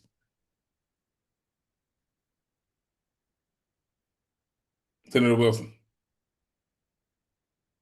Thanks. I have 4 questions that I have that I use in committee and that I use on all of my agendas that ask questions like, what does this policy or this legislation increase or decrease the disparities and the disproportionality that currently exists? What population, will this, and the impact versus the intent? There's a question around who have you talked with and who's been not at the table. And I use that myself as I move through committee, but also have it present on the agenda publicly, so people also are seeing, for me at least, the important lens that I would like my committee members and the public to know that we're using, and that it is based on data, but also very clear intent on decreasing the disproportionality and our systems that were never set up to get people out of them. They were set up to keep people right where they were. And so anyway, that's one of the things that have been using since I got into the Senate, and I find it helpful for me. It's a constant reminder, but also helpful for others as well. Yeah. Bobby. Did I say that right? No, that you sure did. I think I think this is an example of it, but we have just started to form 2 subcommittees to look at 2 different issues pertaining to our work as a whole, with the idea in mind that it will give people stronger voices, because they're going to be working with a smaller group than this huge thing, and also with a level of informality too, which we hope will get again more people being engaged in the work, offering up their opinions, or questions that they might not have had expressed. And I guess the other thing that's happening with these committees is that they're kind of gathering their own information, which they're going to then put together and bring to the group, so that the group as a whole, when it makes its decisions, will have a broader base of information upon which to draw while we're making our decisions. And I think I think that's getting at slowing down at any rate. Yes. Yes. Both of those are great examples because I think back to your statement, Senator Wilson, like if I knew I was going to present in front of you and it was on the agenda and I didn't think about it, right? I'd say, oh man, she's gonna ask these questions. As a forensic psychologist, I know what the judge was gonna be looking for, right? And so when I train other folks and I said, you didn't answer this question, you don't have these things, go back. But it frames how you ask the questions in the first place, right? If I know that I'm going to have to upstream report who I talked to and why I talked to them and what was the content of it, then in the conversation, I have to ask the question because I can't get that information if I haven't done it, right? And so by creating those standards, by creating those processes, you not only signal what's important to you, what's important to this body of this body here, right? You're setting the stage for these folks who interact with you to then go into their community spaces or any spaces and think about that as well, right? We know that if anytime you can disrupt that automatic process, right, you create space. That's why sometimes, and we won't talk about, you won't hear it in this courageous conversation, right? That's a lot of words. But usually silence creates space. And just by being silent, you don't automatically jump to an answer. That's the same kind of a thing. Reflect back. When you think about, reflective listening, right? Just by saying the skill of reflective listening is you have to repeat back what they said to you. That means you can't just hold on to what you want to say, right? You have to say, well, I hear you say this. And then there's an opportunity to say, well, no, I didn't say it that way, or you misheard me. But if I'm not practicing that, then you start talking and all I'm thinking about is this is what I'm gonna say when they stop talking. Right. And so any space, any silence, any practice, anything you can put on an agenda, any policy or procedure you can put on the subcommittees, as Bobby was talking about, anything that you can move through that space will keep people from jumping automatically into that system one and bring us to system two.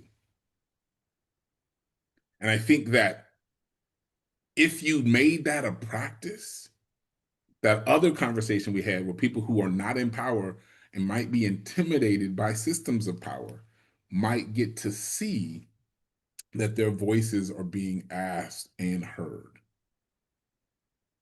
Because oftentimes, let's go back to Baltimore. Oftentimes, we have the best intentions. And I do believe they had some of the best clinicians at Johns Hopkins doing the things we were doing. I learned a lot. They were really good. They write a lot of papers. It's a really good program. But because of the low number, and it wasn't actually really low, but it was still low to what we were trying to get, the low number of participation, we didn't have the outcome. Baltimore didn't have the outcome we were looking for.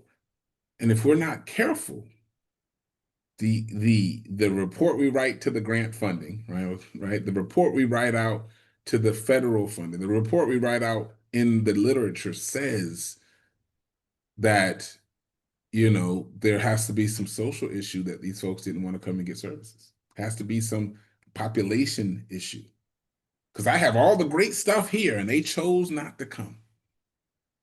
Right? We end up, even in that situation, we end up blaming the folks, the community, for not taking advantage of what we had offered. And imagine how that sounds, because it will sound like we did everything in our power, right? Look, I sent a cab to them, I paid them, and I fed them, and they still didn't come.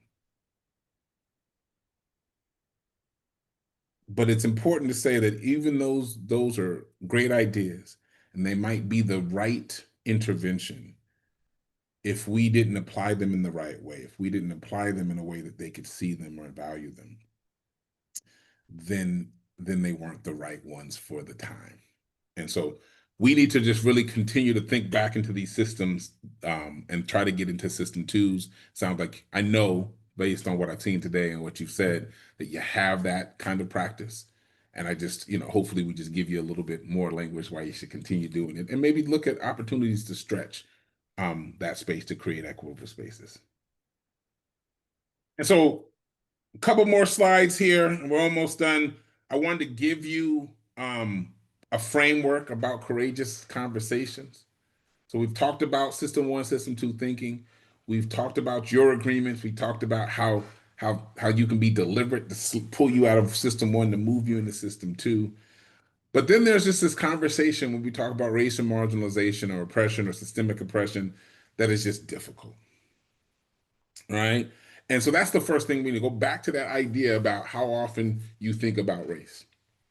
If I am highly salient 90, 95%, and you're not as salient 10, 15%, then we're just going to miss on a lot of things that are important around, the things that we identify as. We're just going to miss. Like, I just don't see the importance like you see it, or I see a different importance than you see, right? And so what do? We still have to have the conversation.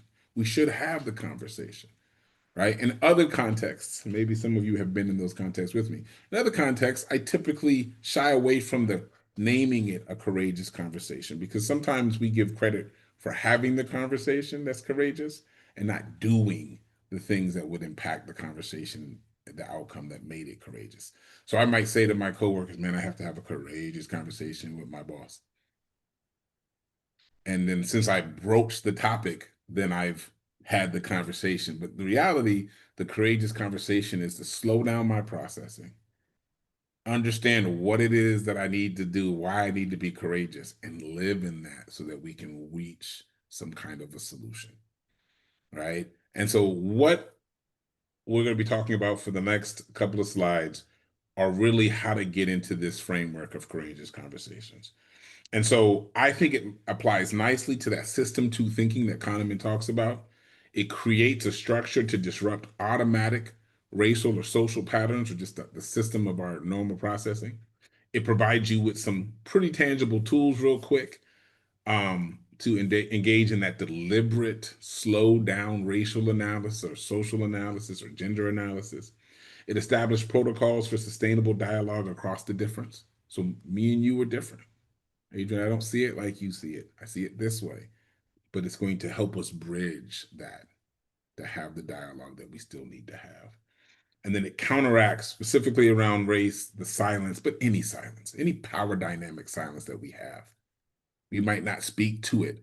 This will allow us to get here, because that silence maintains the inequalities.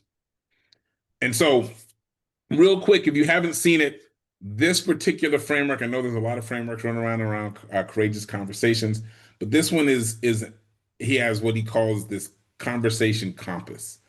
I didn't put it up here because it'll get really messy on the slides, but I will send it around, and you can have it later and you can see it, right? But it's a compass, think north, south, east, and west, right? And rather than being a physical compass, it's a conceptual model that maps 4 different domains or points, which we'll talk about in a second, which people typically respond when we have these courageous conversation dialogues. The compass recognizes that when we encounter, let's say, racial content, whether it's about data or disparities, personal stories, or policy discussions, we tend to engage through one of the 4 primary orientations. What are they? Uh-oh. I didn't think I clicked it. Hey, there we go. There are these 4, these are the 4 quadrants of the compass: emotional, intellectual, moral, and relational. And so I've got brief statements here because I didn't want to inundate you with information, but I'll review them here a little bit more. So this emotional quadrant, right? The real quick, he kind of calls it the heart. It counters the dismissal of feelings as irrational, but really what's happening in this quadrant, it represents our feeling-based responses to racial and other social information, right? When we're operating from the heart, we experience physical and emotional reactions like anger, sadness, frustration, joy, and embarrassment. So I might have said, I mentioned earlier about the stop and frisk policies in New York City. You might have responded in that emotional space. You were angry, you were frustrated, right? You were sad, right? That would be an example of kind of falling in this emotional or this heart space. You see the intellectual or mind quadrant. This orientation involves thinking-based responses characterized by analysis, seeking more information, maintaining emotional distance from the subject. Going back to that stop and frisk example, and if I landed in that intellectual space, well, the cops are just saying this, or they're thinking through this, or they've witnessed so much violence here or so much crime here, and we don't have an emotional response. We have an intellectual one. I wonder if they actually know the rates of how effective their stop and frisks are. All right, that's how it might land if we are in this mind or intellectual space. The moral, right, or the soul, represents responses rooted in deep-seated beliefs and values related to racial information. This is important, right? Because if we are racially socialized, as we are, to believe certain things, then if I am racially socialized to believe high rates of crime or criminality in the African-American population, then that statement about stop and frisk is justified, right?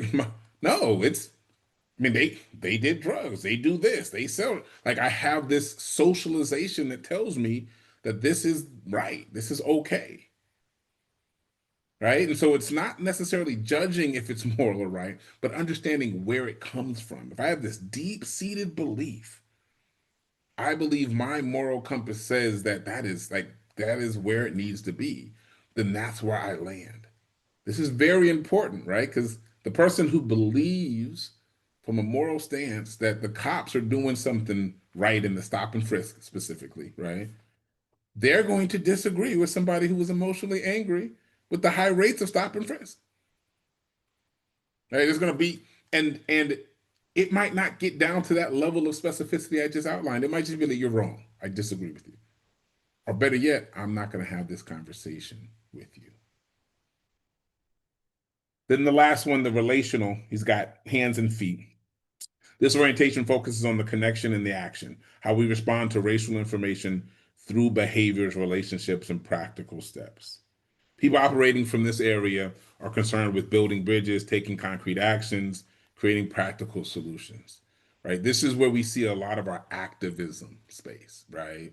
You got people just acting, doing, food driving, doing like protesting with their body, their actions, their hands. I'm going to put myself in the street, right? I heard that, and now what I'm going to do is I'm going to sit on the corner and videotape, right? Cop interaction with young Black men on this particular corner that I live in, right? That's kind of how you land. And so when we understand that everybody has a quadrant, it might differ from things to things. We might be talking about stop and frisk, and I might end on the emotional. We might talk about psychological assessment, and I'll end on the intellectual, right? We might talk about religious, and I'm going to be in the moral side.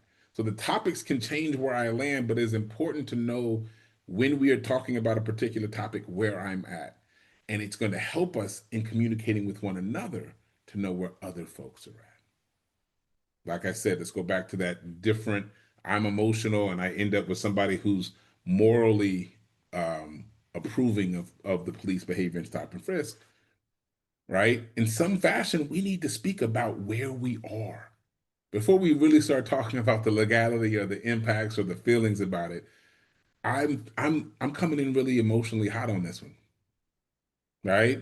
And this is why. Like, I know this young dude that I studied with or I mentored for years, that on the way to the library, on the way to taking his SAT, he got stopped in front of a bodega just because he was a Black dude. Right? They searched his bag, and when they searched his bag, they saw all this testing materials. And he was stressed by the time he got to the test because he had to stop. He was running late. He had to catch 2 trains. This makes me angry. This should have never been the case.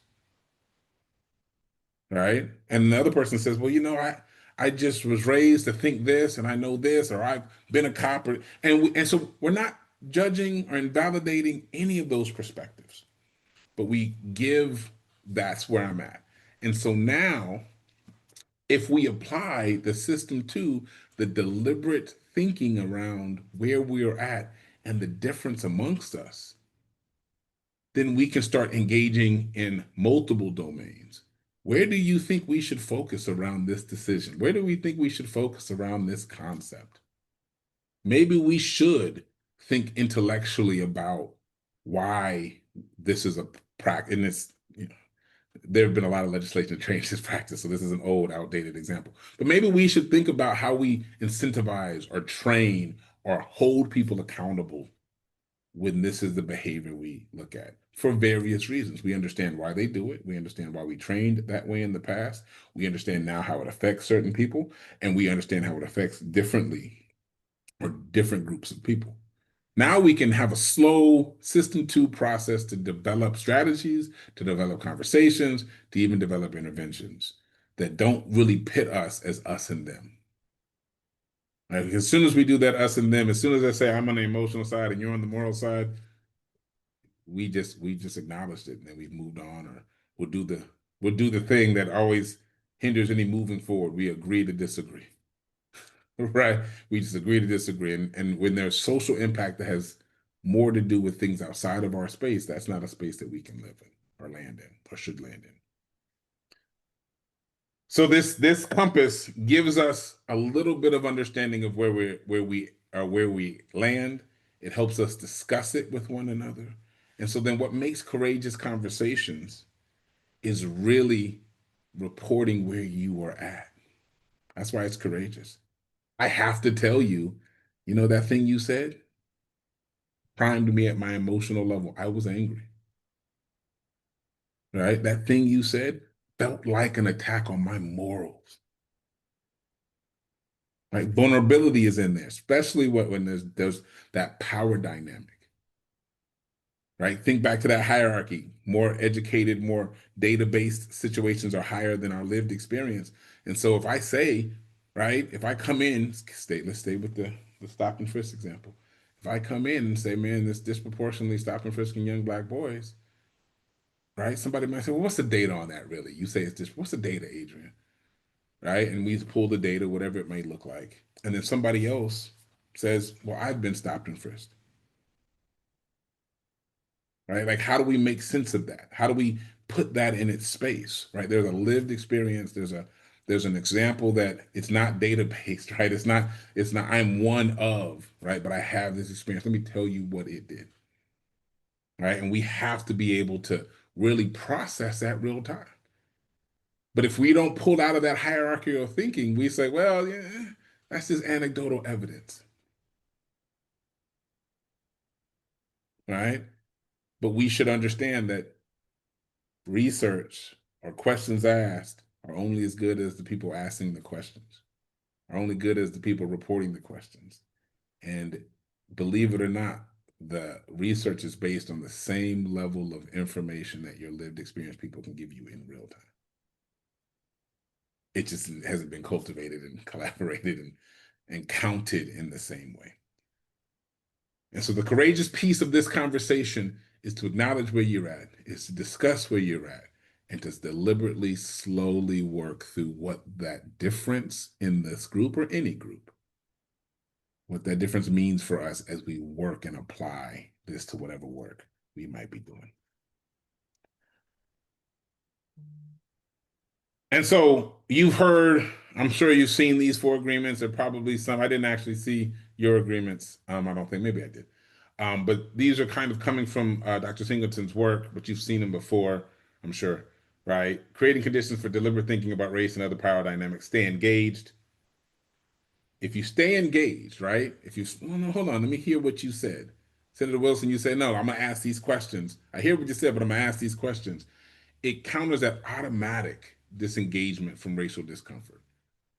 I gotta mention it. She's gonna ask. I've gotta mention it. It's in the right. And I have to stay engaged. I can't just gloss over it. In fact, I don't know it to be the case, but I'm sure you've had to run people back. Hold on. Answer this particular question. Who did you talk to? Right. And it allows them to stay engaged, and it allows us to go into it, right, as opposed to avoiding it. But you have to make that commitment. You have to acculturate it. You have to put it on your agenda. You have to say it out. You have to call it out when they gloss over it.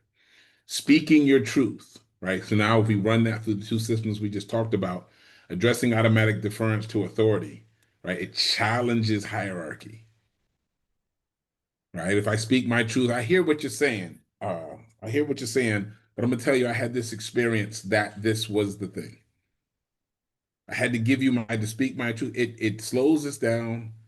We want to make a decision on it. We wanted to move really quickly, but I said, hold on, let me tell you this story. Let me give you my experience. But then it also challenges that hierarchy. Because if I told you, and you should know this, we all have personal experiences with the things we talk about. We just don't all share them. All right. How do we create that trust so that people, one, feel confident in sharing it? Well, we create that trust where people feel confident in sharing it by having smaller instances where we've shown them that we listen and do something about it. Right? I often say when I get into a new position of leadership or just a training, I'm going to ask for you to trust me. I'd like for you to trust me, but that's my job to build. It's not yours to give, it's mine to build. And so I have to do that. We have to do that. And so we want people to speak their truth, but we should understand sometimes speaking their truth is always not safe. And it's also really intimidating sometimes with those traditional power dynamics that we have. Experience discomfort. This is always one of those things. Just like anything else is good for you, working out, running, reading, right? Getting up early, there's going to be some discomfort, but it's probably good for you. This counters the comfort seeking, that bias, that automatic happens, right? This automatic process. I get discomfortable about conversations of race, so I want to automatically just jump over them. I don't know if you've ever given a speech or a conversation or had a bullet points you need to discuss, and you're like, man, I don't really want to talk about this one. And so I talk a lot about the one before and I jump straight to the one after. And I kind of just gloss over the other one, right? That avoidance, that discomfort, when we jump over it, when we ignore it, when we just don't talk about it at all, right? That is reducing our discomfort. So we want to experience discomfort, not pain, not harm, right? Not emotional, not emotional abuse or anything like that, but discomfort. And realize that it's uncomfortable because a lot of times we did not know or we did not fully understand the systems in which we operate in or we are acculturated by. Right? We see it a lot right now in this time, right? In this time, history has been deemed sometimes harmful to certain people. And it's history. None of us made it, right? Right? Like it's American history. We weren't here for that time, but it makes some of us uncomfortable. And if that uncomfort aligns with power, then they're able to not talk about it. They're able to not be discomfortable and pretty much avoid those conversations. And so experiencing discomfort, letting us know that some discomfort is good for us to get into the space and make systemic change. We should just come to expect it. Accept non-closure, address premature resolution, right? Resist that system one quick desire to solve problems, right? You all have that person in your life that if you start talking to them, they've solved your problem in the third statement. But what you need to do is, right? Maybe you are that person. I'm that person in my wife's life. You could ask her. Right. And so stop me. She's like, I didn't ask you to solve my problems. I was just telling you how about my day. Right. And so we've got to sometimes accept non-closure. Sometimes people just want to tell you that when you said that thing, it did not feel good. I need you to hear it. I need you to stay with that discomfort. We can move on. We can continue to do the thing. We can continue to process. But you said what you said, or it landed how it landed, or I heard what I heard. I'm still engaged. I'm still here. We're still going to move forward. But we have to sometimes accept non-closure, right? And sometimes there's not an easy solution. Sometimes there's not a solution other than awareness. Sometimes there's not a fix.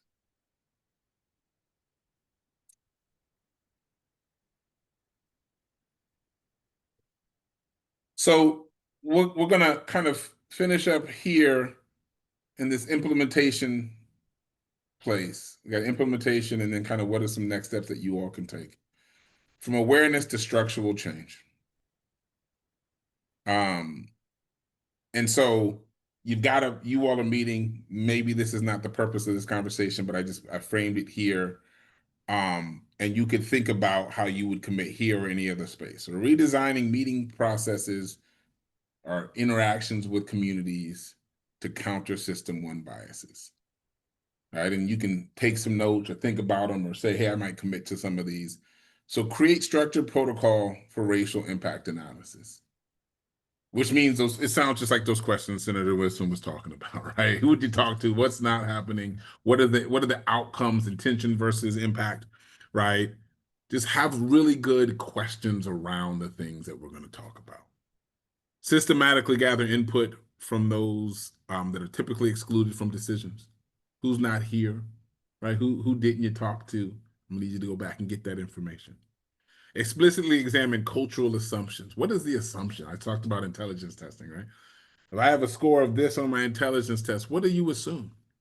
Why do you assume that? What does that assumption mean? Right, as a psychologist, I'll tell you, there is some cultural, kind of cultural bias on some of these tests. And so a lot of the Black kids that I tested were in these more marginalized scores. And I spent most of my time talking to parents and administrators and school people about what they could do and not what they couldn't do. Right? Okay, yeah, that score is here, but here are the things that they could do. Let's challenge those assumptions. Doesn't mean he can't read, doesn't mean she won't be able to graduate from high school, doesn't mean she won't be able to sit still in school. It just means she might need these helps. With this help, she could do a thing. Use the 4 agreements that we talked about or any other agreements that you have to talk about disparities. So remember, I speak my truth. We talked about stop and frisk. I have, unfortunately, way too many stories about this. But if you needed some, I'd tell you, right? I could say, listen, let me tell you why it angers me so, right? I used to run a program in New York City, and when you get kids on a train, because you can do it in New York, and you can get all the way, and they get 30 miles from where they live, and they come down to these universities where we're at, and they get right off the train and get stopped immediately. Why are you here? You're not in this neighborhood. Well, of course they're not from this neighborhood. And they say something like, well, I'm going to the program at Columbia. I'm going to the program at Mount Sinai Hospital. And they look at them and like, no, you're not. And they have to call me, or like it was so bad that I had to sit at the train station to collect these kids. There's nothing wrong with catching a train to a neighborhood you don't live with. But if you were Black at a certain time, it was. And so I could use those speaking the truth so that you heard that, so that you knew that. And you understood why I'm more passionate, if we were talking about that topic, than somebody else might be. Then we want to create brave spaces for explicit conversations around race, other forms of marginalization as well. But it's important to always remember that if you have a different racial awareness or a different saliency of race, then we're going to have difficulties seeing eye to eye if we don't discuss the differences first. Right? So create those brave spaces to have not just the conversation about the thing you might not want to talk about, but the difference between where we're at. We're going to talk about this hot button item, and I know it's difficult, but let's also talk about why you are over here or where you're at on this topic where I'm at. And let's acknowledge that we're at different places. That's why it's difficult. That's why you need to be courageous. That's why you need bravery, because that's the thing that we don't typically do in system one thinking. We want to just jump to it. We want to just say, let's just make the decision. But if you asked me earlier, how do we get that trust? How do we build that trust? Taking deliberate speed, showing people that their voices matter, showing them that their psychological safety, meaning that you can say something. I'm actually morally opposed to what you just said, but I'm still hearing the conversation. And you don't kick me out of the room. That psychological safety that exists says, well, I'm going to probably say something like that again. I'm going to probably give you my opinion. And we can then engage in a way that can be productive for our processes because we are honest with one another. Always track whose knowledge influences the conversation and then final decisions. Right? I told you how anchoring the most powerful person in the world or in the room or the kind of thinking of the day will anchor the conversation. If I say, hey, let's go get pizza after this, right? And I'm a pretty respectable person in the group, then we are going to talk about pizza and degrees of pizza. We're not going to talk about something else because I've anchored us in. So always acknowledge whose knowledge, whose voice influences the conversation and the decisions. Did we end up on pizza because Adrian started talking and everybody trusts Adrian's opinion on other things? Or did we really want pizza? I can guarantee you, you all have been in a group meeting where y'all got food and you're eating the food that you didn't want to eat, and you think to yourself, why did I not say something? Same thing will probably happen with decisions that bodies make. You'll sit in a room and you're like, I don't really agree with this, but most of the group does, right? Everybody else is on board with it, so I'm just going to go ahead and either just not make a big thing or just abstain from the thing altogether, instead of voicing your opinion. And what we know, what research shows, is that if you were courageous and said, here's a counterpoint, you probably have multiple people in the room thinking the same thing. If somebody was brave enough to say, Adrian, I don't want pizza, somebody else would say, you know what, me neither. Right? And if somebody says, hey, I want us to relook at this policy, or I want us to relook at this decision, more than likely somebody else will then have the courage to come with you. Might not agree with you, but they might say, you know what, that's a good point. I think something differently as well. And then establish accountability measures for your racial equity outcomes or any outcomes. Right? We are state servants, right? We're in state government. We need outcomes. We need to see what we're doing. We need accountability. And so not different accountability, just add that to the things that we're already doing. So what are your next steps? We really want to just overall develop system 2 practices for racial equity and power dynamics. Redesign any processes that you have. Go ahead and look at them, all the ones that you operate here or any other space that you sit, and slow down those automatic thinking and create space for diverse perspectives. You can transform your impact if you do that. The goal is to move beyond examining individual biases to questioning structures that elevate servant voices and perspectives. Right? Why are we always hearing from these folks? Why don't we never hear from these folks? Why are we always doing this and not that? Just ask those questions, slow down. Fundamentally, if you change whose knowledge is valued, not saying other people's is not as valuable, but you elevate those who have traditionally not been heard, right? Then we can redefine or look at kind of how we measure success and how we engage as a group of people. All right, so here's some individual commitments that you can make.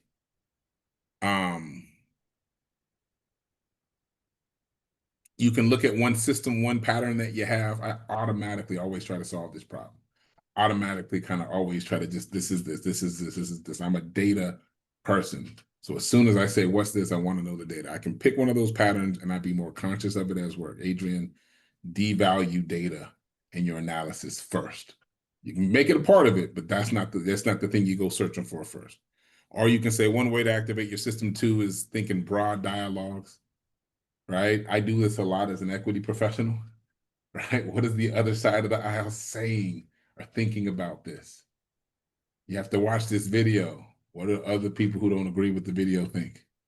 You have to take this training. What do people who don't like this training think? And I have to have that dialogue in my head, and then I have to go seek that dialogue in real life. One structural element or power you'll examine in your context, right? Sounds like you've toyed with names and power and titles and probably time and how do you bring new members on and how do you voice how do you make decisions? Just look at one and examine it. Slow down your process. It's understanding that the automatic process, anytime you get to speed, and we need to work with the deliberate speed, I get it. But anytime you add speed to your process, you're probably introducing a bias because you're skipping over something. All right, so that's what I got. 2 systems, fast and slow. The fast ones align with the status quo, align with the hierarchies we want to change. Deliberately moving us to systems 2 will allow us to create safe spaces and courageous spaces so that we can see everybody else. And no matter where you are out situated in power in this room, you are elevated in the work that you're doing, and there are communities that need your impact and need you to show up. So I appreciate your time. Hopefully I didn't take too much of it, and I will open this up for any questions that you may have for me, but if not, thank you, thank you, thank you. Yay. Questions for Adrian?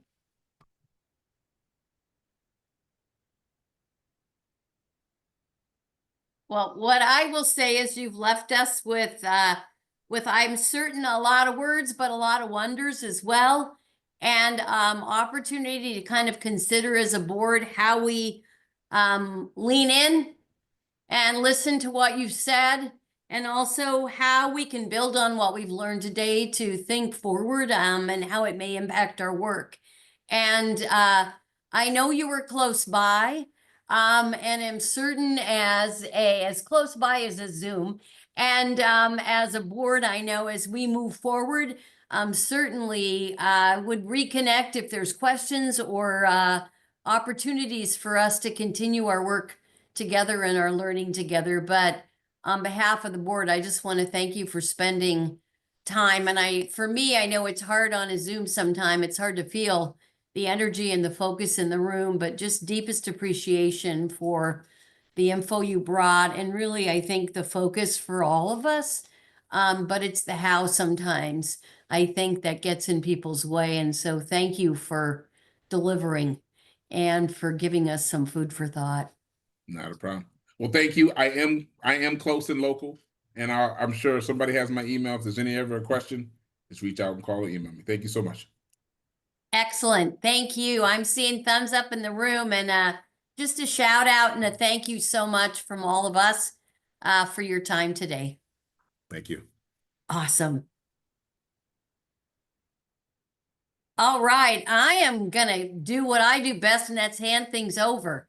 And I do believe I'm going to hand things over to Judge Bobby Bridge, and we're going to talk a little bit about, and Judge sits as the chair of the JR Outcome Subcommittee, which you heard a little bit about, some questions about, and give us some update and describe the proposed work plan, which I know we received copies of earlier. And I also want to acknowledge the other committee members that are in our Zoom room together, and that would be Dr. Diane Levy, Danielle Johnson, and Pamela Javier. So thank you so much as well for your ongoing time together and your interest in this area. And Bobby, I'm passing it over. Thanks. Thanks so much, Senator Wilson. And it is a privilege to chair this work. And my personal thanks to Danielle and Pamela and Diane. And who am I missing? I guess that's it, right? Pamela, I have said, and Danielle. Okay, because they've been working very hard. And at the risk of violating Dr. Thompson's rule about going fast, I'm going to go pretty fast for two reasons. The first primary reason is that I'm at the end of this very long agenda, and we have had such a meaty meeting, and just so many things to think about that I personally am having a brain that's about to explode. The second thing, how, is personal, and that is that I am about minutes away from supposedly being on a telemed appointment with a brand new doc. So I better get my rear in gear. So I am not trying to be fast one, the decision-making one. We're going to be two. And I really do, when I made the comment about how I think this subcommittee organization that we are now developing will have that kind of impact to slow us down, to let us go a little deeper, because we're taking extra time outside of the regular meeting rooms, meeting times, I should say, and be able to have more conversation based upon at least a subset of each of our group who has done a little bit of a deeper dive. So our group has had 6 meetings, and we have interacted inquiry based upon starting with the DCYF folks, and then branching out to partners that they work with on the issues that, well, we were formulated in first instance, of course, to take a look at the metrics, and were the metrics the right ones, and should we or should we be looking at something different in order to really find out whether or not we're being successful as JR in this instance. But anyway, we're following up with that. We have also followed up with looking at some legislative hearings. So we know about the debates and the work that's been going on with respect to interactions between OSPI and the DCYF in order to improve institutional education. And also folks who are coming alongside and who do the work, such as the Sentencing Guidelines Commission, and how what they do will really impact JR and hence DCYF going forward. So our goal then is to conduct this kind of inquiry and build our own conversations, bring you into the conversations with regular and routine reporting so that you can guide us. Hey, what about this and what about that as we go forward? And then lastly, as a bunch, as a board, we're able to spend more conversational time and coming up with some recommendations for that will make us, I think, and I think our committee feels this way too. It will not only make us more engaged as board members, but really reflect the mandate that we have by statute to be an oversight board and to make DCYF the best it can be in this particular instance with respect to JR. So that's where we're headed. We've now ground through the work of coming up with a work plan, although as you can tell, we've been working at the same time. We're walking and chewing gum at the same time. So while we've been developing this work plan and receiving input from DCYF folks about it, we have also been continuing with this work. So we have come to 3 buckets of the work. The first having to do with the metrics, which was our beginning. And I hope that you will take a look, if you have not already taken the time or have the time to take a look at the work plan, because Lisha has done a great job in bringing our conversations to a real understandable and workable, I think, work plan that sets out what we aim to be looking at about the metrics. Primarily, we're trying to focus more on outcomes and what kind of data is available from either partners, DCYF itself, to get outcome data as best as we can, because that really shows the success. Not how many kids were in the seat in a classroom, but gee whiz, what happened to their life afterwards, for example. So we talk about some specifics in that regard. The other bucket, you've heard the beginnings of the same kinds of things that and more that we have heard, which has to do with institutional education that is so fundamental to rehabilitation, which is what JR is statutorily required to do. That we thought this was something that we should look at, because it also, if you take a look in from the strategic planning point of view, the metrics are, either needs improvement or is behind. And we see why, and we see that there are steps being taken in partnership with OSPI to bring those educational outcomes into better, into closer with the peers who are not institutionalized. So we want to follow that and maybe help with some recommendations that we could bring to you, and we all can talk as a board and decide about. And then last but not least, with what kind of current events brings to mind as an oversight board who has JR within its milieu, and that is Green Hill. And just following what happens there, there's controversy now because of some legislative fixes which were not adopted, some delays in the opening and staffing, or I guess that's the reverse, staffing and opening, the new facility that will try to ease the burden of the overpopulation in Green Hill. And so to be as on top of that as we can for you all as a board, because it's it's out there. It's something that the public and the media are really looking at, and I think we need to be as well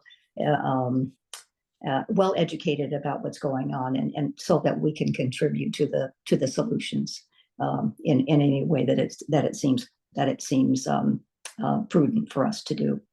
So with that, I invite comments and questions, thumbs up and thumbs down, either now or when you've had more of a chance to take a look at it, and then know that this will be an ongoing conversation. And Senator Wilson, did you have some comments? Yeah, I had a couple of questions because obviously this is deeply embedded in the work that I do, and I also know that Rep. Berthquist does every day when we're thinking about our work legislatively. And I know the SGC, the Sentencing Guidelines Commission, also has the JR subcommittee that's been working, that's inclusive of individuals there. I also know there is the Joint Legislative Task Force on Institutional Ed that's been going for 3 years, that has a large group of folks that have recommendations that have come out that have created the legislation and the ongoing support there. And then I know for myself, I have a table of at least 25 organizations and groups from the courts on down that have been engaged in this entire system that are inclusive of Green Hill, Justice for Girls, Capital Classroom, ACLU, Columbia Legal,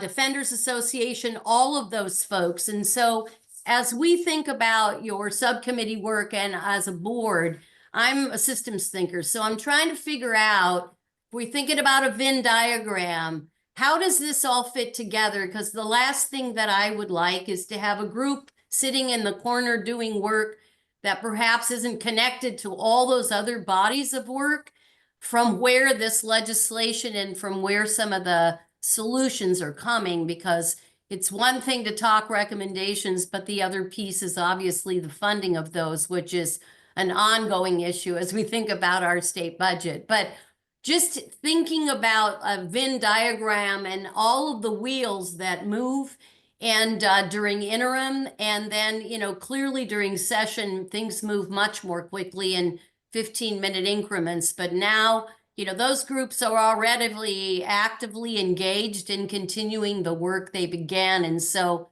just as we move forward, would love to think about whether it's not creating a brand new table, but how do we bring folk here perhaps to the tables that currently exist, or something like that. So I just wonder aloud, and would love to chew on that a bit. Yes, and were it not for my issue that I would go into more detail, but I too am a systems thinker and have spent most of my life working on systems when I became aggravated, doing one case at a time and still not making a dent. So as much as I loved that particular part of my career. Okay, and I believe that our committee is exactly in that phase, that mode of operation, I should say. Before you got to the 25 organizations, the ones that other people that you noted, the task force and the Sentencing Guidelines Commission, we have heard from all of them and met with all of them. We do not want, right now, we're building up our own knowledge, which will become the board's knowledge, which we don't have time to gather when we meet, even for 4 hours on a sort of monthly basis, month and a half basis. So that's a part of this deeper dive. And if they're in our capacity as the oversight board for DCYF, what the legislature wants us to do, I think we need to be knowledgeable about that. And then if in that capacity, we can make some recommendations to the department, be an advocate in some way for the department as this process works for, or be an advocate for reform at the level of the department. I think that's our role, and you bet it's a Venn diagram and a really big one. But I think everyone is dedicated to the proposition that we do not want to reinvent the wheel nor interfere with great work that's been done and that's already on the books that is going to continue and make things even better. Thank you. And thank you. I think I'm going to defer to Liza now. Well, Bobby, I do want to thank you so much for your leadership. And it's interesting, you had some of the responses that I was going to also share with Claire, but I know you have to go. So thank you so much for being here. And I know Rep. Bergquist had a question. I just had a comment. I mean, JR is probably the only area that we increase funding in DCYF's budget, basically. I mean, there might have been a little bit here or there, but don't let dollars scare those recommendations. So, I think we go for the fences. And if we need to add some dollars here, this is an area where the legislature has shown the ability to continue investing even in these rough budget times. So yeah, I agree. And thank you for that. Neither be scared nor ignore. I think either one, we do so at our peril. So we need to confront the realities too. Thanks so much. I just wanted to add that in our work group, because it was taking place during the session, we do not have a legislative person on board. And I think from what you're discussing, it might be helpful to have either you, Senator Wilson, or Representative Bergquist come and visit with the group and talk about your perception about the political angle of how things are going in JR. That might be another bucket that we can get into in terms of our information gathering.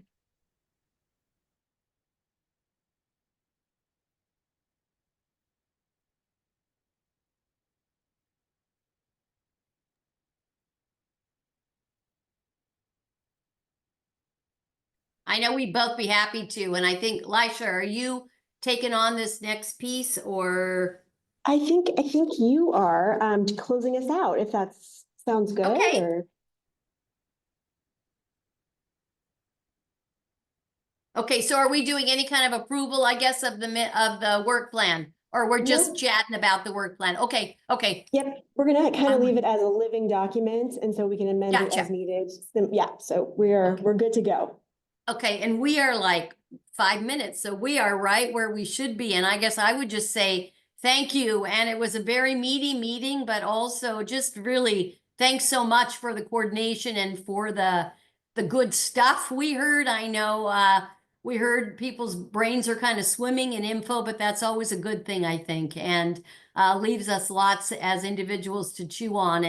And with that, I just want to say thank you and remind people our next board meeting is July 27th, and want to also give space to my co-chair, Dr. Levy, for final comments as well. But just thanks so much, Lisha and Nicholas, for getting things up. Thanks, Nicholas, for coming with me to the bill signing, getting dressed up and doing what I say is a mom-approved photo so that we have it in perpetuity.